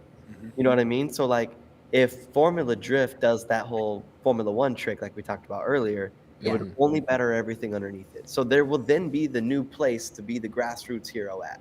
Yeah. Right. And you don't, at that point, you wouldn't need your own vehicle to show up with.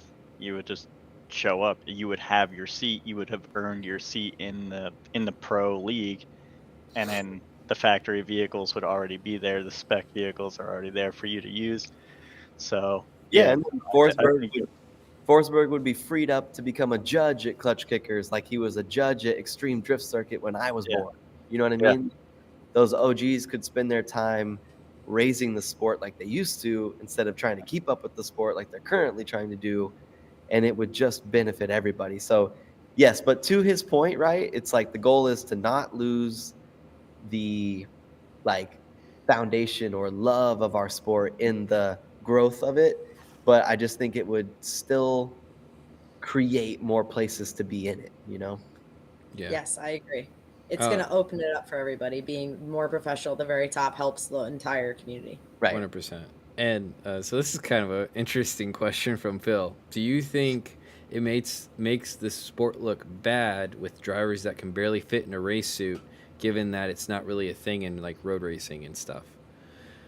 Like, no, dude. I mean, at the end of the day, like, I don't know, there's some NASCAR drivers that were heavier, Yeah. I mean, I don't think so, right? Like, maybe we could work on like how the suit fits the dude, but like, but like, I definitely don't think there's anything wrong with a physical like character, right? Like, and here's the thing too: is you need characters. You need the guy that's from the country to come in and like Hurst is a great example. He's clearly comes from the country, or like the middle part of the country.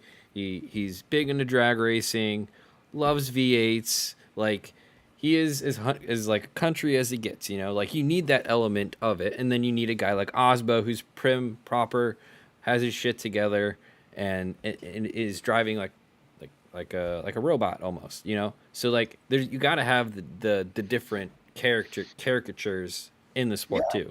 Yeah, so think about it, like, my brain right now is just thinking of like the different marketplaces in the sport, right? Like, to your point, you got Osbo, who looks great, right? You got Cash, who relates to America in a beautiful way. You know what I mean? Like, right. We've got half of our fucking field wearing Buc-ee's. Right. It's true. It's true. Well, Haley looks like you found him under a bridge an hour ago, and he's done some of the best marketing all year. We'll rep a gas station harder than we'll rep a friend. You know what I mean? God, that's Like, come on. I'm serious. Like the amount of It's true. like Bucky shirts at the drivers' meetings is just like, hell yeah. Yeah. So Oh, no. Maybe we need to Like, put him on if that. you're a big dude and you rip, or you're a little dude like me and you rip, like Yeah. send it, dude. It's I, cool. th- I think And you that know he's what? probably just Hey, thinking like F1. to Cash's point, that dude can talk, right? Yeah. Cash can speak on business. Cash can do a program. Cash can fucking smash a beer, right? Like Mhm. Yeah. Cash can do it all. Like that's a fucking man, you know? That's true. I think for sure, Phil, they need to start worrying about the appearance of their cars. And because Nate, your cars are always looking gorgeous. Like you said, you rip off 2 bumpers, you're rewrapping it. I think showing up, having your car looking really well will go miles ahead if you're a little Yeah, round. but like on my spreadsheet, I'm like, we're changing liveries every quarter. We're getting 3 bumpers for a race. Like you need to account for that. Right. Going back to dad and dude at the bar, it's like they don't even want to think about replacing a bumper, right? So like they'll zip tie the shit out of that thing until it's not even there. Poly. I mean, but which is fine, right? Like let's all grow in whatever way we need to grow, but Right. you want your overall cost to operate to be just a little higher than the actual, so you have a little room to like benefit, you know? Yeah. One of the things I was harping on to Cash was, you know, a few years ago, Cash was one of the most prideful dudes that he did Formula Drift on the least amount of budget possible. And I'm like, Cash, please, for the love of God, just put a spreadsheet together, put your mechanics down on the spreadsheet, give them 40, 50, 60, $70,000 salaries. Like start to create this goal to get to. Because if you and your boys are sleeping in the back of trucks forever, I hope I see you in 5 fucking years. You know what I mean? Like it's kind of cool to do it on no budget, but it's also cooler to start reaching for the budget, you Yep. know? Yeah. So Yeah. that, That's true. Dress for the job you want, not that you have type stuff. yeah, you know, ish, right? Or just Yeah. have it on your tongue, you know what you Yeah. need. Obviously, like metaphorically, you know, you don't have to physically, but like when it comes to that, I always think like mentally too. You know, anything that you do, you want to Right. take that next step.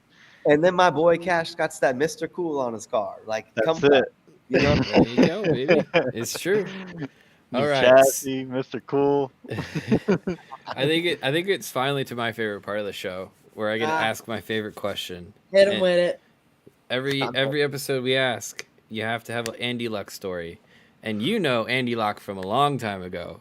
So I'm just curious if you got one from the old days. I mean, so my brain's fried, but I will say, for whatever reason, and maybe this will make sense to you guys. Okay. And it kind of makes sense to me more and more these days. So me and Andy Luck fucking love each other.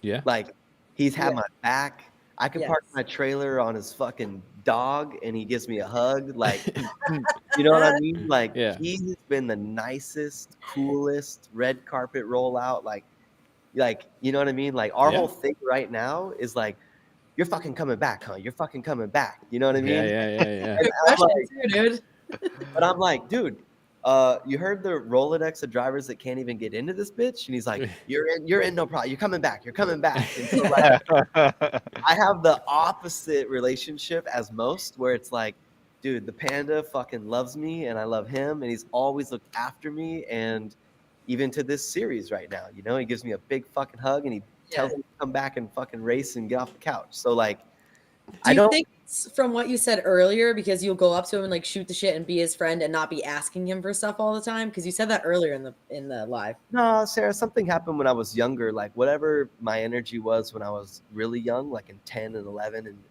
12 in Formula Drift, that's when all that like cultivated. So Okay. whatever happened back then, the vibe was right, and he's always back, you know? But I hear, like, I see him too, right? And he's about to chop this dude's head off, and it throws me a kiss. You know what I mean? Like, it's fucking confusing. I love watching the both sides of it, honestly. Same. I got to see him tear somebody up with shorts on this summer, and I was like, get him. Yeah. But dude, he's a very, very crucial role to, you know, the discipline and the respect towards the sport. So what he does 100%. is needed, because if not, fuck, dude, we're a bunch of drifters. All of our shit would be fucked. You know what I mean? Like, it's true. Our trailers would be parked like this. And Yeah, like, 100%. Yeah. Like Someone's got to kick our ass, dude. Yeah, Cassidy will be ran over right away, and then everything else will go to hell. Having bracelets and shit. Yeah, they're like, oh, what? You said to park here? Now, fuck you. I'm parking with my bros. Put the trailer tongue down. Yeah. We're here. That's cool, man. Awesome, Yeah, man. Well, and so real quick, just to throw this out there, like I do want to give a lot of respect to Formula Drift, and I know I voice a lot of my own opinions on the sport and it growing, but I do really, really, really acknowledge that Ryan Sage and Jim Lau and Chris Forsberg and Jared Deanda and the real OGs, Ryan Turek, and those guys really helped me be who I am today. So like with all the, shit talking I'll do, I love Formula Drift and I want them to keep growing and I want to keep being an advocate for it to grow. So I just wanted to say that. Yeah. I think we always just like to give the things we love the most harshest opinions. And I don't even want to say the harshest opinions, but the most straightforward, the most I do that with the honest, drivers, the drivers I'm most friends with. I literally give them the most shit. Yeah. My best friends, it's like, Matt and I, we say the craziest things to each other, and it's like, damn, bro. All right, you right. Yeah. That's real. No, that's real. Yes. It's like, the thing I don't want to see is the top 8 OGs get different opportunities with off-road or whatever, and then it just like we lose the original charm of what. Yeah. You know what I'm saying? Like I would hate that too. We gotta all make it. You already seen Vaughn doing off-road stuff, it's like. Well, yeah, Chris is getting into it, which I mean, like at the end of the day, it's a different outlet that has a lot of other open doors still. Remember we talked about the V8 and the 2J, and it's like, okay, I ran a V8 for 20 years. Like, what would it be like to run a 2J, right? Yeah. Those type of moments for some of those drivers like have to become intriguing. You know what I mean? Like, especially if your drifting skills into a whole other outlet, you get to meet new people after, it's like. Yeah, like why wouldn't I want to keep fucking like I'm a driver, dude? Like put me, experience new stuff. Yeah. Yeah. Well, we're just hitting the 2-hour mark, and I just want to say thank you for everyone coming on. It's been actually I barely talked at all. It's been great. I just you just tell Nate to tell some stories and we're good. It's true. But it's been fantastic. Nate, can you please tell everyone tell them where they can find you, but tell them why they should come find you, because obviously you do a great job at selling yourself. So I want you to do a nice sell job to yourself right now. Put the man on the spot. So this is selling me, right? Yeah, but I will say, so 144racing.com, Grant Anderson, Evan Shanks, Jared Deanda, Jacob Giddings, Chris Forsberg, some of the coolest dudes that are fucking with us have cool products for you guys to fuck with them. The site's on free shipping until the holidays end, yada, yada, yada. So like 144racing.com is where like I'm trying to cultivate business and bring you guys to. Obviously, Nate Hamilton's Instagram and YouTube is cool, but like go support some drifters doing cool shit. Go to 144racing.com and just pick something up. Like hats are $15 right now. Shirts are $15 right now. Buy your kid or your lady something, like do something. You know what I mean? There you go. You gotta plug what you believe in, and obviously Nate believes in his craft, and that's like you said, you gotta believe in it, and you can see it in how you talk about it and your stories and everything, that you believe in what you're doing. And that's one of the biggest challenges when I see other people. So again, thank you for coming on. Sara, absolutely. Herbie, you got any good plans for Christmas? Any fun? I'm gonna take a week off of traveling, I think, and hang out with my family. It's weird, you're actually gonna stay home for once. I'm in North Carolina, so cool. That's where I am for right now. You're at home. As you can tell, no casting couch. We'll see it next time, buddy. Yeah, perhaps. Next year. Yeah, awesome. Definitely, at some point. Yeah. And again, if you guys like the stream, be sure to like it, subscribe, do all that kind of stuff. I'm enjoying doing this. if you want to tell us that we suck or whatever, I mean, they already do that anyway, so it's all good, you know. I got enough friends that come on this thing. They're just like they'll come and rip me. It's great. It's a good time. Yeah. I got 2 hair compliments this week from Chuck. So Hell yeah, dude. That's Oh solid. my gosh. But Yeah, yeah, maybe no, we should run it back, dude. If the people like it enough, we should run it back sometime. I'm down. Agreed. Yeah, I mean that's that. Yeah, I have some fun ideas for next year. So hopefully I have some more info on that next year. But Get yeah, a no. get a duo with you and fucking Forsberg together. Let's go, dude. He's Yeah, down. I'm some trying fun. to get Matt and Alex to have a duo, but a trio would be even better. Matt, Alex, and Ricky. Little That would big be old sausage fest. Let's get this going. Oh, Phil asked if there is a show next week. Next week, Tuesday is Christmas Eve. I will be on. I have a fun guest that will be on. These two can come on if they want. We'll see. It's Christmas Eve, so I don't want to be pulling people away from their I have families a and stuff like lovely that. family tradition where me and my cousins get takeout, watch There you Christmas go. movies. So I will be having the stream up on my phone and lovingly support you guys next week. So I'm taking the week off. There you go. You better. Like that's what I'm saying. So I got a fun guest on. He might be in the chat. So just saying, and we'll make an announcement next week on that one as well, or later. But again, it was a lot of fun. Did 2 shows this week. Had a great time. But yeah, if you guys liked it, I already said the bullshit.